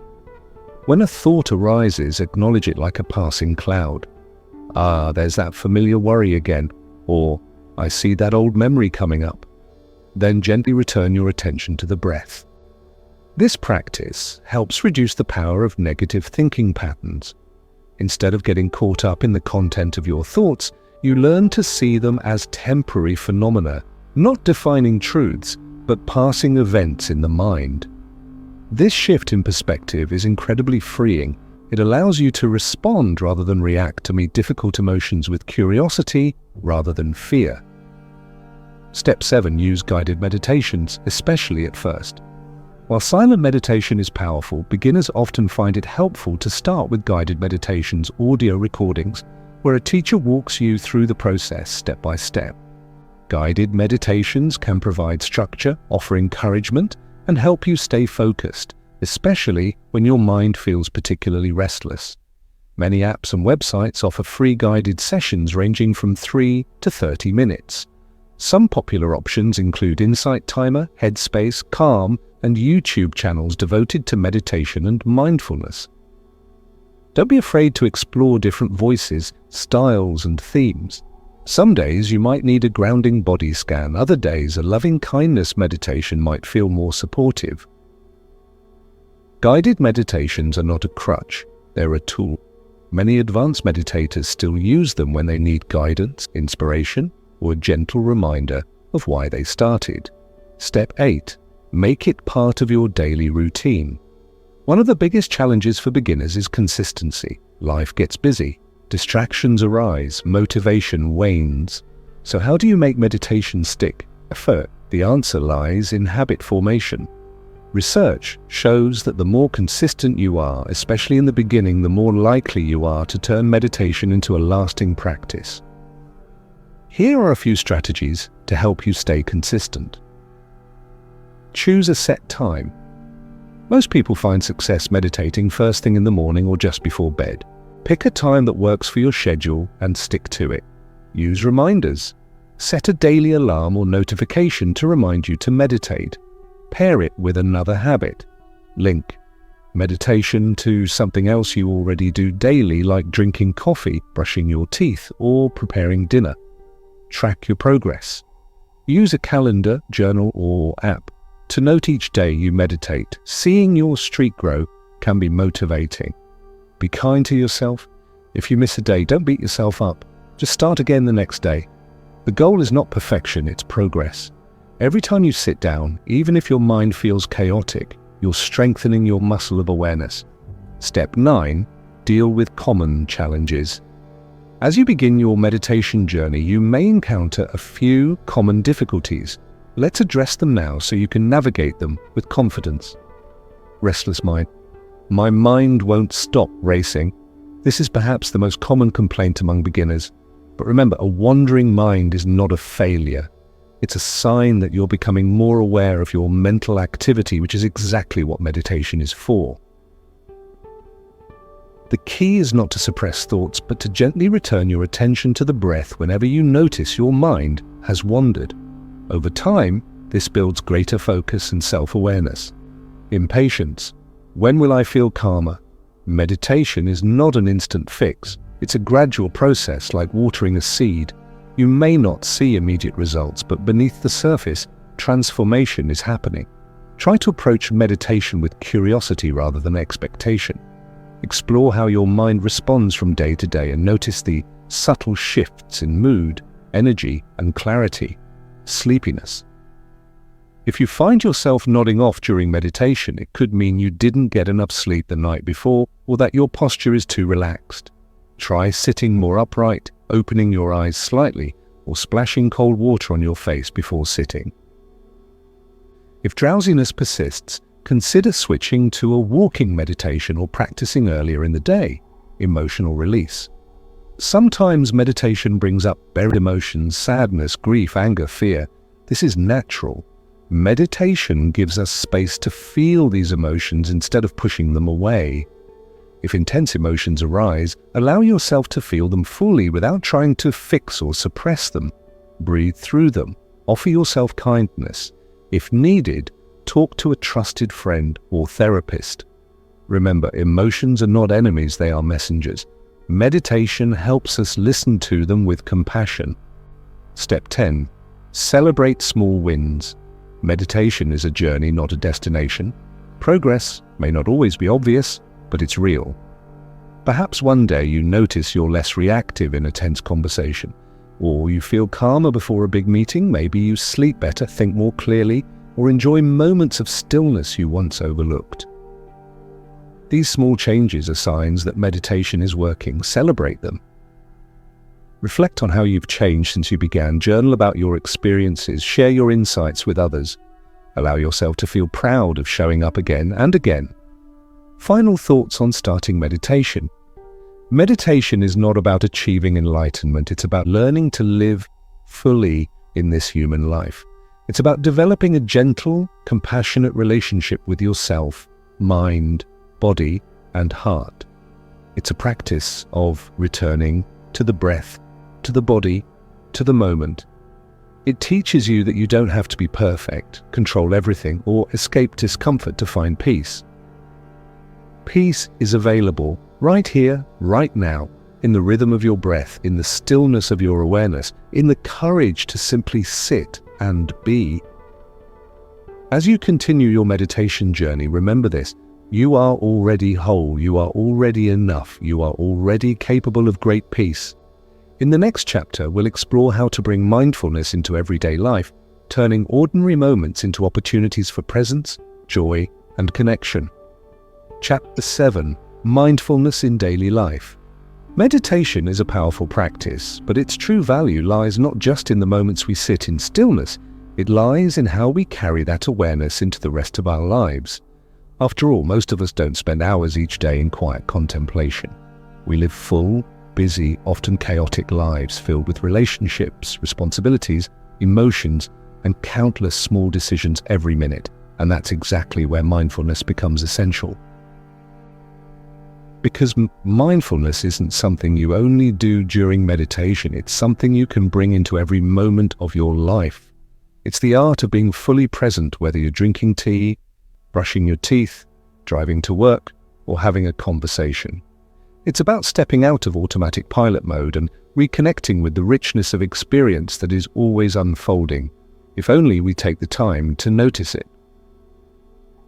In this chapter, we'll explore how to infuse daily life with mindfulness, how to slow down, pay attention, and respond more skillfully to everything from joy to frustration, peace to stress, connection to conflict. You'll discover that mindfulness doesn't require special conditions or extra time. It simply requires intention, a gentle reminder to return to the present moment again and again.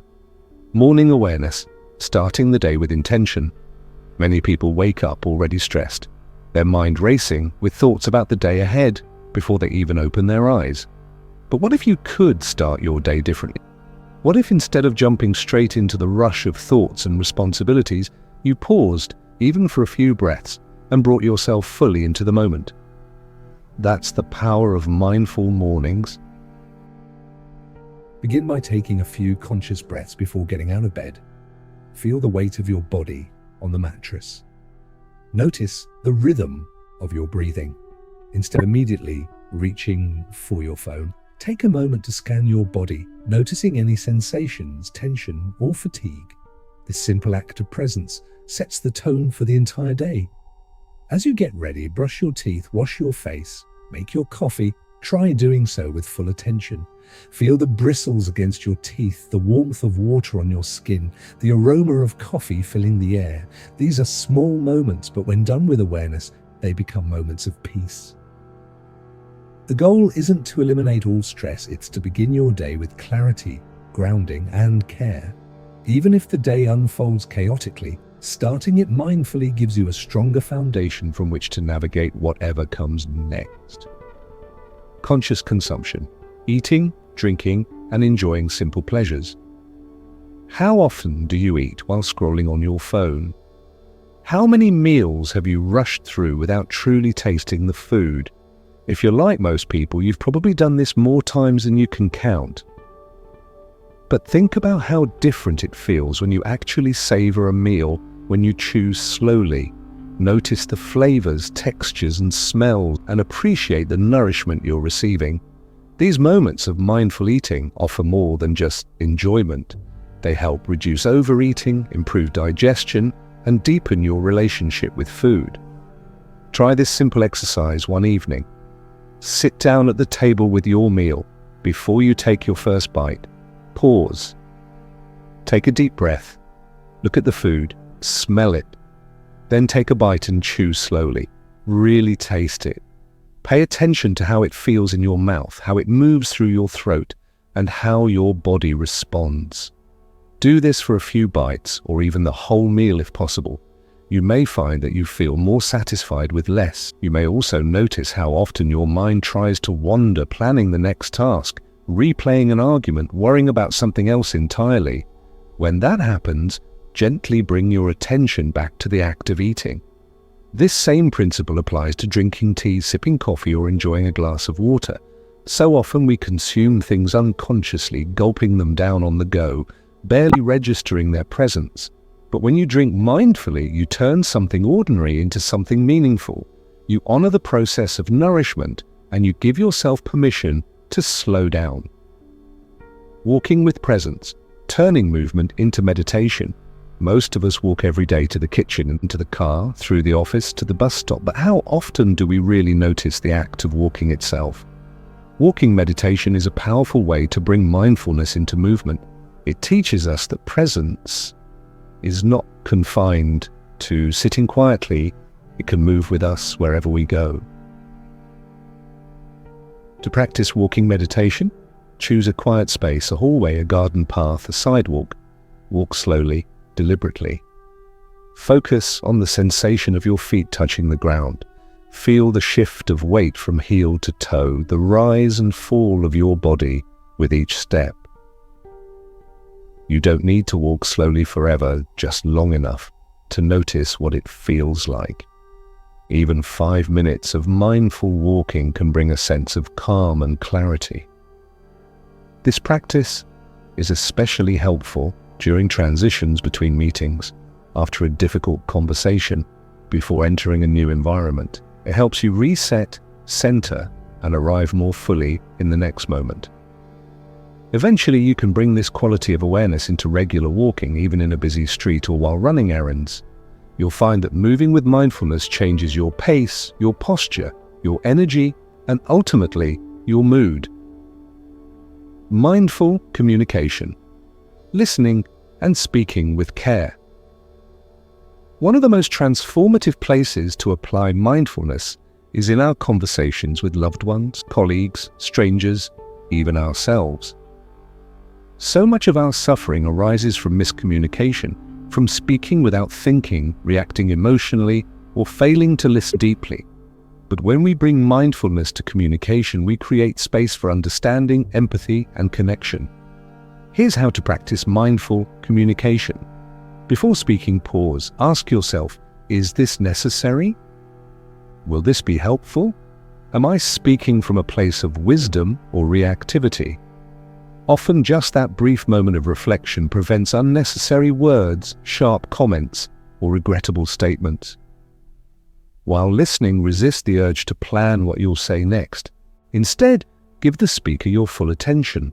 Watch their facial expressions, hear the tone of their voice, notice the pauses and silences. Truly listen not just for words, but for meaning, emotion, and intention. When emotions arise, recognize them without acting on them immediately. If you feel anger rising in response to something someone said, take a breath. Acknowledge the feeling. Let it pass through you like a wave, rather than drowning you in reaction. Over time, mindful communication builds deeper trust, reduces conflict, and strengthens relationships.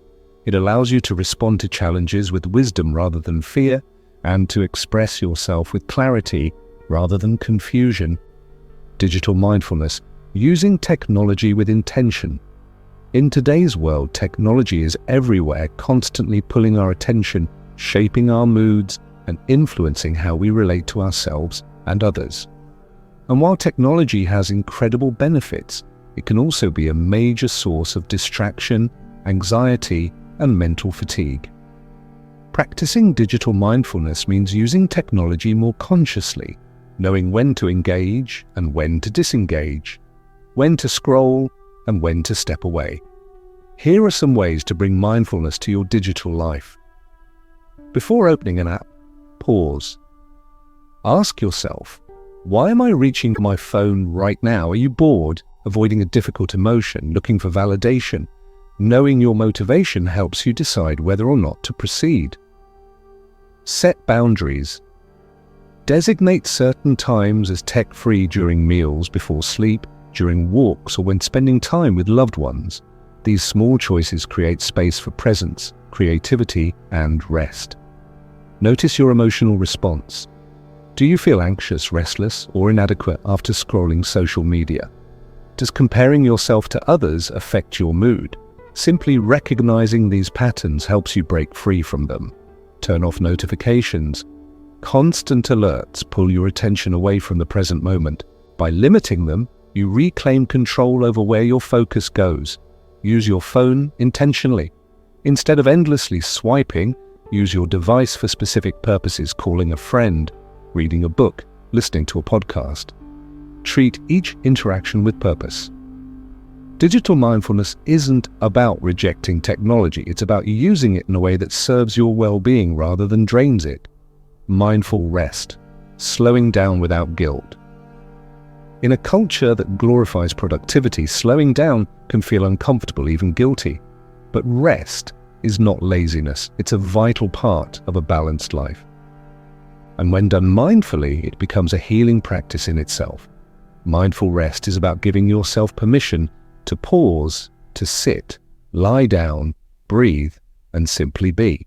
It's about letting go of the pressure to be doing something useful and allowing yourself to recharge without justification. Try this simple practice. Lie down or sit comfortably. Close your eyes. Bring your attention to your breath. Don't try to change anything, just observe. Notice the places in your body that hold tension. Breathe into them, let them soften. Allow your mind to settle. If thoughts come, greet them like old friends passing by. Acknowledge them, then let them continue on their way. Even 10 minutes of mindful rest can leave you feeling more grounded, centered, and refreshed. Over time, you'll begin to see rest not as a luxury, but as a necessity, a sacred space where healing happens naturally. Mindful parenting, being present with children. Raising children is one of the most demanding yet rewarding experiences in life. But in the midst of schedules, school projects, tantrums, and endless questions, it's easy to lose presence with your child, to go through the motions without truly connecting. Mindful parenting is about bringing full attention to your child, not just physically, but emotionally. It's about listening deeply, responding thoughtfully, and cultivating patience, even in challenging moments. Here are a few ways to practice mindful parenting. Pause before reacting. When your child is upset or pushing boundaries, take a breath before responding. Ask yourself, is this behavior coming from fear, frustration, or a desire for attention? Be fully present. During playtime, meals, or bedtime routines, put away distractions and give your child your undivided attention. They will feel seen and valued. Model mindfulness. Children learn by watching adults. When they see you pausing, breathing, and managing your own emotions calmly, they absorb those skills too. Accept imperfection. No parent is perfect. There will be days when you lose your patience, raise your voice, or feel overwhelmed. That's okay. What matters is your ability to return to apologize, to reconnect, to show your child that growth comes from effort, not perfection. Through mindful parenting, you not only strengthen your bond with your child, you also teach them valuable lessons about emotional regulation, compassion, and resilience. Workplace mindfulness. Staying grounded under pressure. Work environments can be breeding grounds for stress, deadlines, and interpersonal tension. But even in high-pressure situations, mindfulness offers a lifeline, helping you stay focused, calm, and effective. Here are some ways to bring mindfulness into your professional life. Start with intention. Before diving into your tasks, take a moment to set your intention for the day. Ask yourself, what is most important today? How do I want to show up? Take micro breaks every hour or so. Pause for a few seconds, take a deep breath, stretch your shoulders, step outside for fresh air. These small resets prevent burnout and increase productivity. Practice mindful listening. In meetings or conversations, give people your full attention. Listen not just to their words, but to their energy and intention. This fosters collaboration, respect, and understanding. Manage overwhelm. When you feel buried under tasks, take a breath. Prioritize. Break big projects into smaller steps. Let go of the illusion that you must do everything perfectly or immediately. End with reflection. At the end of the day, take a moment to reflect on what went well, what challenged you, and what you learned. This habit builds self-awareness and continuous growth. Workplace mindfulness isn't about becoming emotionless or passive. It's about showing up with clarity, composure, and purpose. It allows you to lead with integrity, collaborate with empathy, and perform with excellence. Nature. Mindfulness reconnecting with the earth. There's something deeply healing about being in nature, whether it's walking through a forest, sitting by a lake, or simply standing beneath the sky. Nature reminds us of our place in the greater whole. Mindfulness in nature is about immersing yourself in sensory experience, seeing, hearing, feeling, smelling the world around you without trying to change anything. Next time you're outdoors, try this. Stand still. Close your eyes, listen to the sounds around you, birdsong, rustling leaves, distant traffic. Feel the breeze on your skin, smell the earth, the grass, the air. Let your senses awaken. You might find that in nature it's easier to let go of mental chatter because there's so much happening all around you that demands nothing but your attention. This kind of practice restores balance, calms the nervous system, and reconnects you with the natural rhythms of life. Final reflections on mindfulness in daily life. Mindfulness is not a separate activity you add to your life, it's a way of living. It's the gentle reminder to come home to yourself in every moment. It's the choice to respond rather than react, to pause before speaking, to breathe before deciding, to love before judging. You don't need extra time, special tools, or perfect conditions to be mindful. All you need is the willingness to be present right here, right now, with whatever is arising. As you continue on this journey, remember, mindfulness is not about eliminating distraction, discomfort, or difficulty. It's about learning to meet each moment with openness, curiosity, and kindness. And in that meeting, in that presence, you begin to discover something profound, that peace is not something far away. It's here, in the breath, in the footsteps, in the silence between words.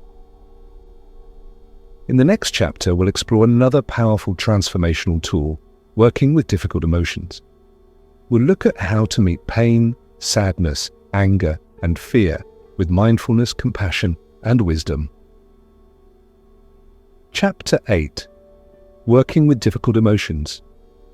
If you've ever experienced deep sadness, intense anger, paralyzing fear, or overwhelming guilt, then you already know something very important.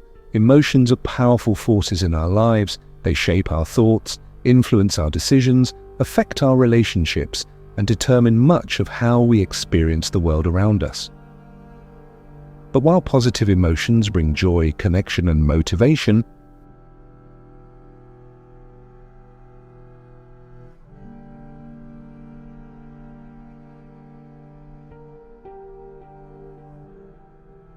difficult emotions tend to be avoided, resisted, or suppressed, often at great cost. We may try to push them away through distraction, denial, or even self-destructive habits. We tell ourselves things like, "I shouldn't feel this way. I need to fix this right now. If I show weakness, people will think less of me." These inner dialogues only deepen the suffering. Instead of helping us move through our emotions, they trap us in cycles of resistance, confusion, and self-judgment. What if there was another way? What if instead of fighting your emotions, you could learn to meet them with presence, curiosity, and kindness? What if you could stop viewing difficult emotions as enemies and start seeing them as messengers offering insight, protection, and sometimes transformation? That is exactly what mindfulness teaches us. And it's also deeply rooted in the Buddhist understanding of suffering and liberation. The Buddha didn't deny difficult emotions. He acknowledged them, studied them, and offered practical ways to relate to them without being overwhelmed by them. In this chapter, we'll explore how to work with difficult emotions using mindfulness, meditation, and compassionate awareness. You'll discover that you don't have to eliminate painful feelings to find peace.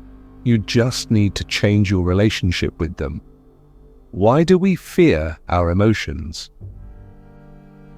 Before diving into how to work with difficult emotions, it's helpful to understand why we so often fear them in the first place. After all, emotions are natural biological responses, part of being human. So why do we resist them so strongly? One reason is that many of us were raised in environments where certain emotions were not accepted. We were told not to cry, not to be angry, not to show vulnerability. As children, we learned early on that expressing certain feelings led to punishment, rejection, or shame. So we adapted, we shut down, we masked our pain, we became experts at pretending everything was fine. Another reason is that difficult emotions often feel overwhelming. Sadness can feel bottomless, anger can feel destructive, fear can feel paralyzing, guilt can feel unbearable. These emotions are intense, and when we don't have the tools to manage them, they can become sources of trauma rather than growth. There's also a cultural component. Many modern societies value productivity, positivity, and control. People who appear strong, logical, and composed are often praised, while those who express uncertainty, grief, or frustration are seen as weak or unstable. This creates pressure to hide what we truly feel, even from ourselves. But here's the truth. Emotions are not problems to be solved. They are experiences to be felt. When we suppress them, they don't disappear. They go underground. They manifest as anxiety, depression, physical pain, addiction, or chronic stress. Eventually, they demand attention anyway. So instead of trying to escape your emotions, mindfulness invites you to turn toward them to make space for them, understand them, and ultimately, release them. The 3 core principles of working with difficult emotions. To begin working skillfully with difficult emotions, it helps to adopt 3 core principles. Allowing letting emotions arise without immediately trying to fix or suppress them. Observing watching emotions with curious, non-judgmental awareness. Releasing, allowing emotions to pass naturally without clinging or resisting. These principles form the foundation of emotional resilience. They allow you to develop a healthier relationship with your internal world, one that is based on acceptance rather than avoidance. Sadness, the guest who comes to teach us. Sadness is one of the most common and universal human emotions. It arises in response to loss, disappointment, failure, loneliness, or unmet expectations. It can come gently like morning mist or crash over you like a wave. But sadness itself is not the enemy. It is a signal, an invitation to slow down, reflect, and reconnect with what matters. Often beneath sadness lies love for someone we've lost, for a dream that didn't materialize, for a version of ourselves that never got to fully unfold. The mindful approach to sadness is to sit with it, not run from it. When sadness arrives, let yourself feel it fully. Allow tears to flow without judgment. Notice where in the body the sadness lives, maybe in your chest, throat, or belly. Describe its texture, weight, movement. Avoid phrases like "get over it" or "move on." Those messages only create inner conflict. Instead, say things like, "This feels hard and that makes sense. I'm giving myself permission to grieve. I don't have to rush healing, I can take my time." Sadness has its own rhythm. Sometimes it comes in waves, other times it lingers, but if you give it space, it eventually softens. And in that softening, there is growth. Anger, the fire that protects. Anger is a powerful emotion, often misunderstood and feared, but at its core, anger is a protective force. It rises when we feel threatened, disrespected, or powerless. It energizes us to defend boundaries, speak up, or fight for justice. The problem isn't anger itself, it's how we respond to it. When we act out of unprocessed anger, we cause harm to others and to ourselves. We lash out, blame, isolate, or engage in violence, verbal or physical. But when we meet anger mindfully, we can transform it into strength. Here's how. Pause before reacting. When anger arises, take a breath. Step back. Give yourself space between feeling and action. Investigate the source. Ask yourself, what triggered this anger? Is this about something in the present moment, or does it connect to past wounds? Express it constructively. Use I statements to communicate your needs clearly and respectfully. For example, I feel frustrated because I'm not being heard. I need space to explain my perspective. Channel the energy. Turn anger into action. Write, create art, exercise, or advocate for change in a constructive way. Remember, anger doesn't mean you're broken, it means you care. It means something matters to you. Mindfulness allows you to honor that without losing yourself in the fire. Fear, the alarm that keeps us alive. Fear is one of the oldest emotions we carry. It evolved to protect us from danger, triggering the fight or flight response that kept our ancestors safe from predators and threats. Today, fear still serves a purpose, warning us of real risks, keeping us alert, and motivating us to prepare. But in modern life, fear often becomes chronic, disconnected from immediate danger, and instead rooted in uncertainty, future projections, or past trauma. This kind of fear leads to anxiety, worry, and hypervigilance, making it hard to relax, sleep, or trust. So, how do you work with fear mindfully? Start by distinguishing between real danger and imagined danger. Ask yourself, is my fear based on what is happening now or on what might happen later? Am I confusing a thought with reality? Then practice grounding techniques. Focus on your breath. Inhale slowly, exhale longer. Feel your feet on the ground, your body in the chair. Name 5 things you can see, 4 you can touch, 3 you can hear, 2 you can smell, 1 you can taste. These practices help anchor you in the present moment where fear often loses its grip. Finally, offer yourself reassurance. I am safe right now. This feeling will pass. I can handle whatever comes next. Over time, mindfulness reduces the intensity of fear, not by eliminating it, but by helping you live alongside it with greater ease. Guilt and shame. The weight of regret. Guilt and shame often arrive together, though they are different emotions. Guilt says, I did something wrong. Shame says, I am wrong. Guilt can be healthy. It tells us when we've acted out of alignment with our values. It motivates apology, repair, and growth. But shame cuts deeper. It attacks our identity, making us feel flawed, unworthy, and unlovable. Shame is particularly damaging because it isolates us. When we feel ashamed, we hide. We believe no one should see who we really are, and that silence keeps us stuck. How can mindfulness help? First, name the emotion. Saying I feel guilty or I feel ashamed brings clarity. It separates the emotion from the self. Second, investigate the story behind the emotion. Are you holding on to a mistake from years ago?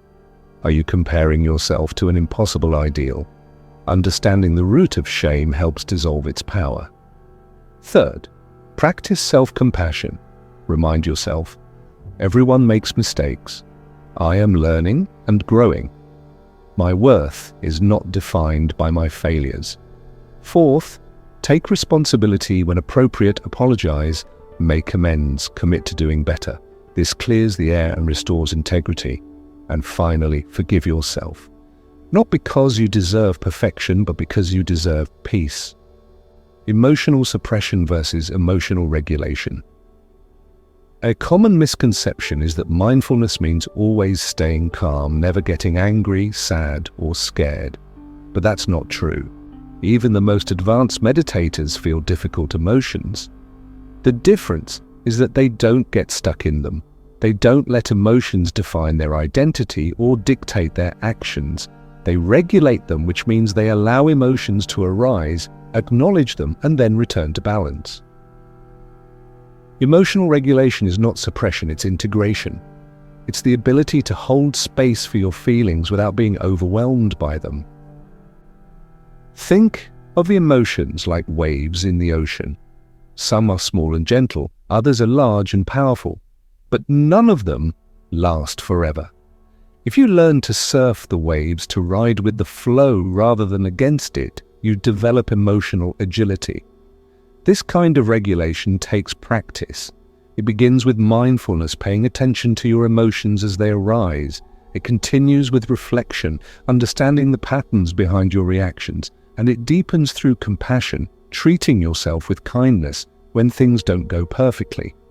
Transforming difficult emotions into wisdom. Difficult emotions are not obstacles to enlightenment, they are pathways to it. Every time you sit with discomfort, every time you choose presence over reaction, every time you offer yourself kindness in the face of pain, you grow stronger, wiser, more resilient. You begin to see that emotions are not solid walls but fluid rivers. They move through you, they teach you, they leave traces of insight in their wake. With time, you notice that you don't need to fear your emotions anymore. You know how to navigate them. You trust that they will pass. You understand that they are not permanent, and neither is the suffering they bring. And in that understanding, in that freedom, you begin to touch peace, not despite your emotions, but because you've learned to meet them fully. Final thoughts on working with difficult emotions.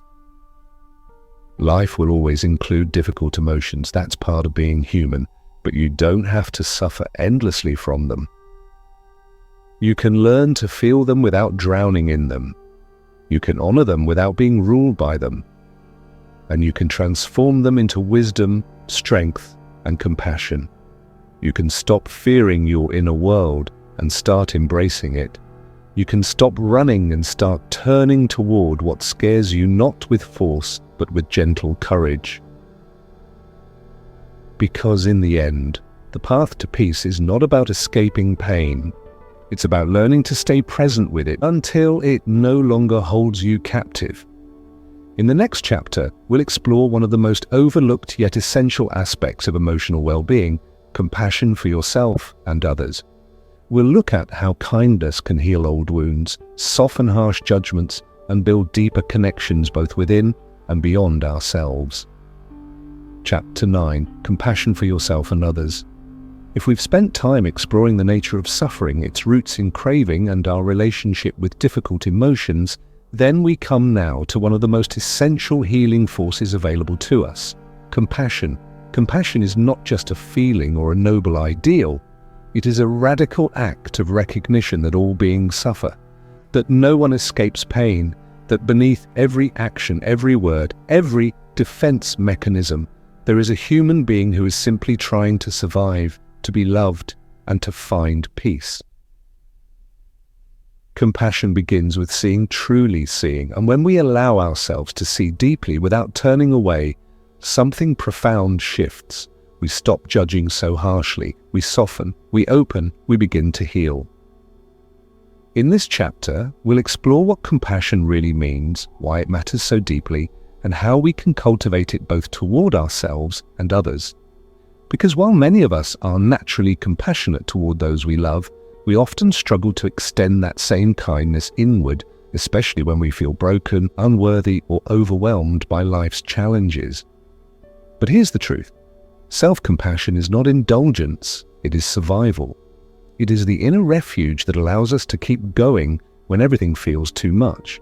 It is the voice that says, "You are doing your best, that is enough." Why are we so hard on ourselves? Most of us have an inner critic, that relentless voice that points out our flaws, replays past mistakes, and sets impossibly high standards. It tells us things like, "You should have known better," "You're failing at this," "What's wrong with you?" These messages might sound familiar because they're part of a pattern most of us have been conditioned into from a very young age. We were praised for achievements, punished for mistakes, and told to toughen up when we showed vulnerability. Over time, we internalized these lessons, believing that success equals worth, that failure equals weakness, and that showing emotion makes us weak or unprofessional. But here's what we rarely talk about. Being hard on yourself doesn't make you stronger, it makes you more fragile. Every time you criticize yourself, shame yourself, or push yourself beyond your limits, you create internal conflict. You fight against parts of yourself instead of supporting them, and the result is exhaustion, burnout, and emotional numbness.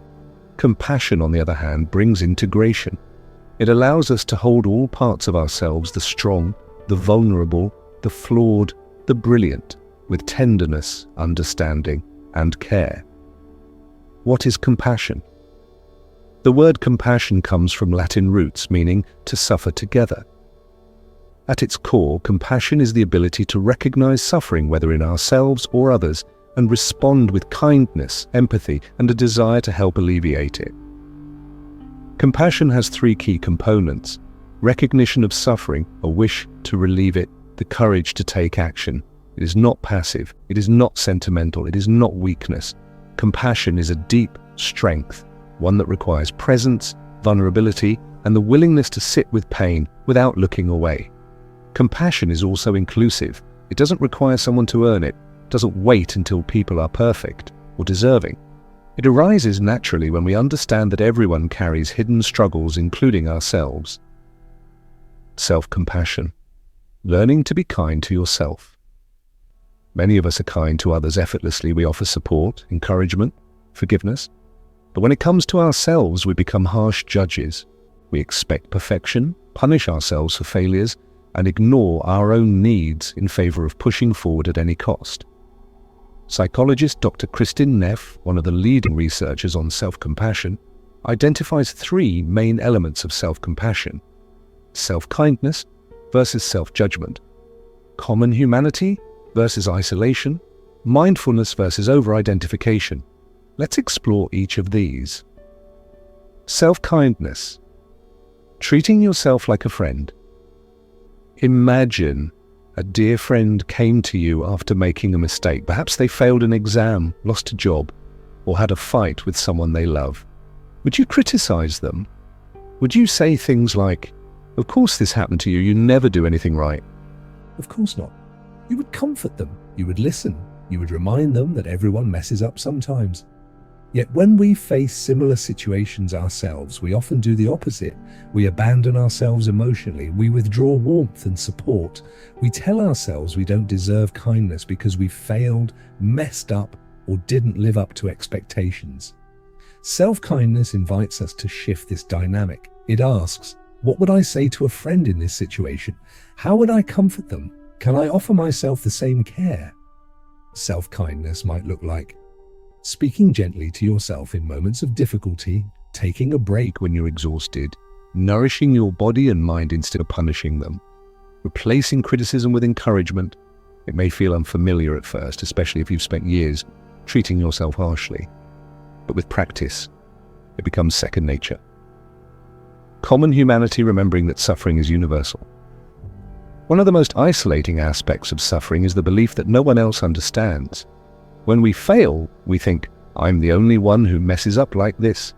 When we feel lonely, we believe, "No one else feels like this." But the truth is, everyone suffers. Everyone makes mistakes. Everyone feels insecure, afraid, or lost at times.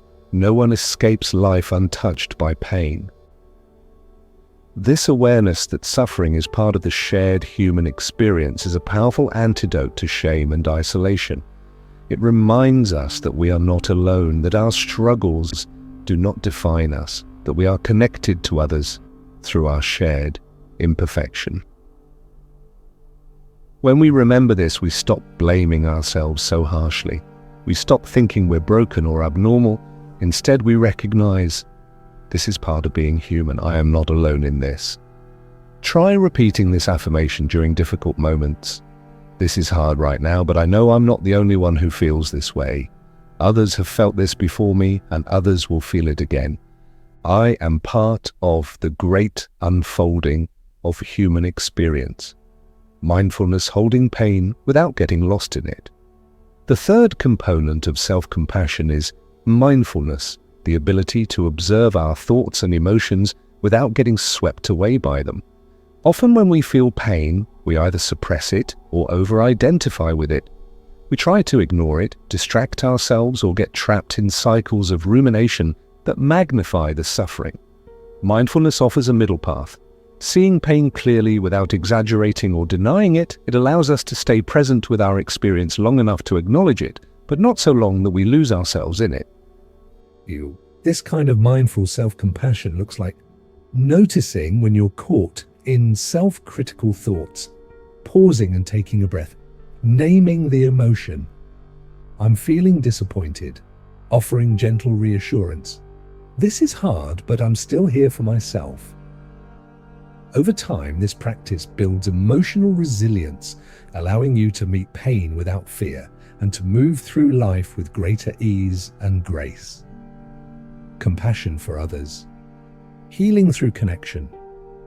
While self-compassion gives us inner stability, compassion for others connects us outward, helping us build deeper bonds, reduce judgment, and foster a sense of shared humanity. Compassion for others does not mean ignoring boundaries or giving endlessly at the expense of your well-being. It means recognizing that others suffer too, even those who hurt you, frustrate you, or challenge you the most.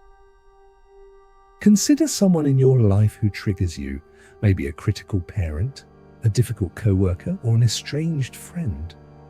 How often do you think about their pain? Do you ever wonder what shaped them to behave this way? What fears, insecurities, or traumas might be influencing them? Are they hurting too? Compassion doesn't excuse harmful behavior, but it helps us see the full picture. It helps us respond with wisdom rather than reactivity. It allows us to set boundaries with clarity, speak our truth with care, and release the burden of resentment. And perhaps most importantly, compassion for others helps us heal ourselves, because when we stop seeing people as enemies and start seeing them as fellow humans struggling in their own way, something inside us softens. We let go of the need to be right, to win, to control. We begin to walk through the world with more openness, curiosity, and kindness. Practices to cultivate compassion. Compassion is not something we either have or don't have. It is a skill that can be developed through consistent practice. Here are some powerful ways to strengthen your capacity for compassion. Loving kindness, meditation, metta. Metta meditation involves silently repeating phrases of goodwill and compassion, first toward yourself, then toward others, including loved ones, neutral people, difficult individuals, and eventually all beings. A basic loving-kindness meditation sequence goes like this. May I be happy, may I be healthy, may I be safe, may I live with ease. May you be happy, may you be healthy, may you be safe, may you live with ease. As you repeat these phrases, imagine sending warmth and good wishes from your heart to yourself and others. With regular practice, this meditation softens the heart, reduces negative emotions, and increases feelings of connection and care. Tonglen meditation, Tibetan breathing practice. Tonglen is a Tibetan Buddhist practice where you breathe in suffering and breathe out compassion. It's not meant to overwhelm you, but to help you develop the capacity to hold space for pain, both yours and others. 2. Practice. As you inhale, imagine breathing in the pain, fear, or sadness of another person or of the world. As you exhale, imagine sending out light, relief, peace. Start with small doses, just a few minutes, and gradually increase as you feel ready. Tonglen teaches us that compassion grows when we stop fearing pain and learn to transform it into healing energy. Reflective journaling. Writing can be a powerful tool for cultivating compassion. Try journaling prompts such as, when did I feel most supported by someone recently? How did that make me feel? What am I carrying today that I could offer forgiveness for? Who is someone I struggle with? What might they be going through? These questions help us slow down, reflect, and connect more deeply with ourselves and others. Acts of kindness. Sometimes the best way to grow compassion is to practice it outwardly. Perform small acts of kindness, daily holding the door, offering a smile, listening without distraction, saying thank you, checking in with a friend. These gestures may seem small, but they ripple out into the world, reminding both you and others that we are all interconnected. Compassion is strength, not weakness. One of the biggest myths about compassion is that it makes you weak, that it leads to passivity, naivety, or being taken advantage of, but nothing could be further from the truth. Compassion requires courage. It takes strength to show up for yourself when you want to hide. It takes strength to forgive when you feel betrayed. It takes strength to hold space for pain without shutting down. Compassion is not passive, it is active presence. Think of the most compassionate people you know: teachers who stay late to support students, doctors who listen deeply to patients, parents who remain calm while raising children, friends who sit with you during your darkest moments. These are not weak people, they are powerful. In the quietest, most enduring way, compassion is not about letting people walk all over you. It's about responding wisely to harm while staying grounded in your values. It's about protecting yourself and others with clarity, strength, and heart. Final reflections on compassion. Compassion is one of the most radical acts we can perform in a world filled with stress, division, and trauma. It is the bridge between hearts. It is the balm that heals old wounds. It is the force that transforms suffering into connection. And the journey begins within. By learning to treat yourself with kindness, you give yourself permission to rest, to grow, to be imperfect. And as you heal, you become more capable of extending that same healing to others.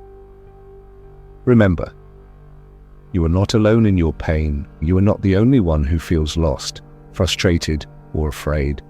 Everyone is navigating their own invisible battles, and the more you choose compassion, the more you become part of the solution.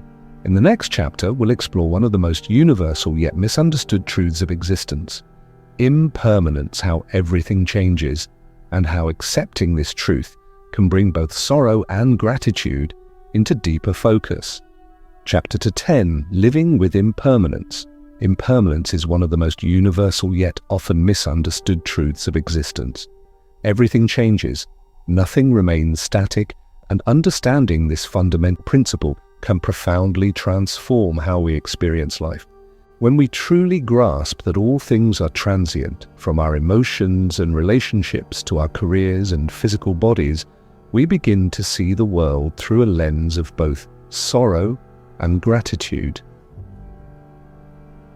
The realization of impermanence invites us to hold life more loosely. We may feel sadness or even resistance when faced with change, especially if it involves loss or discomfort. Yet at the same time, recognizing that difficult moments will pass allows us to endure them with greater resilience. Similarly, knowing that joyful experiences won't last forever encourages us to savor each moment fully while it lasts. Consider your own life for a moment. Reflect on how much has shifted over the years as your interests, friendships, dreams, and challenges. Even within a single day, observe how fleeting emotions arise and dissolve like waves in the ocean. Happiness gives way to frustration. Calm dissolves into agitation. Excitement fades into contentment. These fluctuations are not flaws in our design, but intrinsic aspects of being human. One of the most profound teachings about impermanence comes from meditation practice itself. As you sit quietly observing your breath, thoughts, and sensations, you witness firsthand how nothing stays constant, not even your internal landscape. A thought arises, lingers briefly, then vanishes. An emotion surges up only to recede. Moments later, this direct experience of impermanence becomes a powerful antidote to clinging and aversion.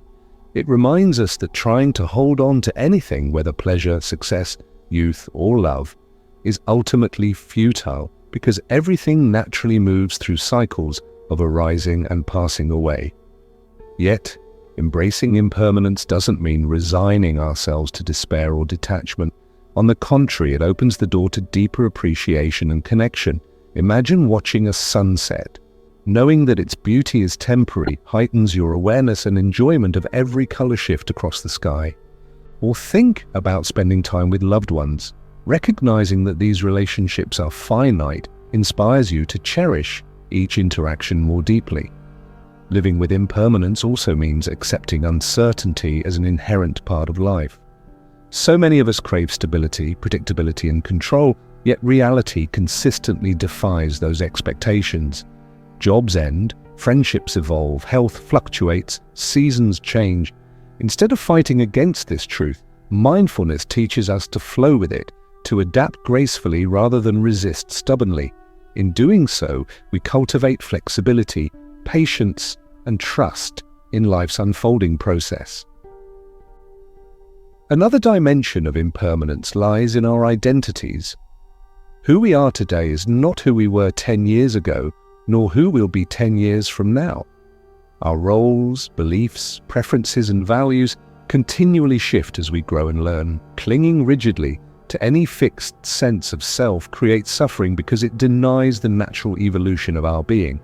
By contrast, acknowledging the fluidity of identity frees us to explore new possibilities without fear of losing ourselves. Working with impermanence requires courage. It asks us to confront uncomfortable truths about mortality, aging, and loss. But it also invites us to live authentically, with openness, curiosity, and compassion.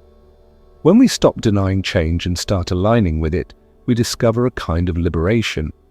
We no longer waste energy striving to keep things exactly as they are, or wishing they were different. Instead, we meet each moment as it is, finding peace amidst the flux. In practical terms, living with impermanence might look like letting go of grudges more easily, trusting the pain will subside in time, or releasing attachment to specific outcomes. It could mean embracing transitions, whether moving homes, starting a new job, or ending a relationship with equanimity and grace. It might involve celebrating small joys without longing for them to last indefinitely, or grieving losses without believing the ache will never soften. Ultimately, impermanence teaches us to value presence above all else. Since no moment repeats itself, there's immense power in showing up fully right here, right now. Whether washing dishes, walking in nature, listening to music, or simply breathing, each act becomes sacred when viewed through the lens of transience. Nothing is ordinary once we understand that everything passes. Through meditation and mindfulness, we develop the capacity to notice impermanence not just intellectually, but experientially. Each session serves as a microcosm of life itself. Thoughts come and go, sensations rise and fall, emotions ebb and flow. With consistent practice, we internalize this wisdom, carrying it into daily life where it informs how we respond to challenges, celebrate victories, and navigate the mundane. So, as you move forward, consider making impermanence your ally rather than your adversary. Let it remind you to slow down, pay attention, and appreciate the richness of existence precisely because it is ephemeral. Use it as a guide post for living wisely, loving deeply, and releasing freely. And remember, impermanence isn't something to solve or overcome. It's something to embrace wholeheartedly, allowing it to shape your journey toward greater clarity, authenticity, and peace. In the next chapter, we'll explore how to begin meditating with practical guidance, step-by-step instructions, and tips for building a sustainable meditation habit, no matter how busy your life may be. As we come to the close of this journey together, take a moment to reflect on everything we've explored, from the nature of suffering and impermanence to the transformative power of mindfulness, compassion, and meditation. We've uncovered tools that can help us navigate life with greater clarity, resilience, and peace. Remember, this is not about perfection, it's about presence. It's about showing up for yourself, moment by moment, even when things feel difficult or uncertain. Each breath you take, each thought you notice, each emotion you allow yourself to feel fully. These are opportunities to awaken a little more, to reconnect with the truth of who you are beyond the noise and stories. You've learned that suffering arises not from the circumstances themselves, but from our attachment to how we want them to be. You've seen how craving and clinging keep us trapped in cycles of dissatisfaction, and how letting go, even just a little, can open the door to freedom. You've practiced meeting fear, sadness, guilt, and shame not as enemies, but as messengers offering insight into your humanity. And through it all, you've discovered that peace is not something you chase. It's something you uncover, already present within you, beneath the layers of thought and conditioning. Now, as you move forward, carry these teachings gently. Let them guide you back home whenever you feel lost, in traffic jams, during stressful days at work, in moments of heartache or joy. Use your breath as an anchor, your body as a sanctuary, and your awareness as a light. Whether you're washing dishes, walking in nature, eating a meal, or simply sitting quietly, know that every moment holds the potential for awakening if you bring your full attention to it. If there's one thing I hope you take away from this, it's this: you are enough exactly as you are. You don't need to achieve anything extraordinary to prove your worth. True liberation begins the moment you stop waiting for perfect conditions and instead embrace this moment, right here, right now, as enough.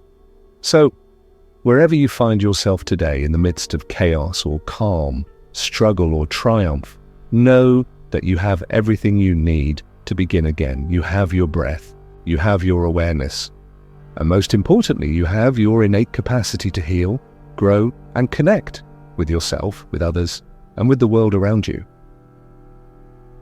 Take a deep breath in and slowly exhale. Feel the weight of your body grounding you to the earth. Notice the rhythm of your heartbeat, steady and constant. This is life happening right here, right now, and you are part of it, all of it. Thank you for being here, for listening, for reflecting, and for choosing to embark on this path of mindfulness and self-discovery. May your journey ahead be filled with patience, curiosity, and compassion. May you continue to uncover the peace that has always been within you, waiting quietly beneath the surface. And remember, no matter where you go or what challenges arise, you can always return to this simple truth. Peace is possible right here, right now. With gratitude and love, thank you. Namaste.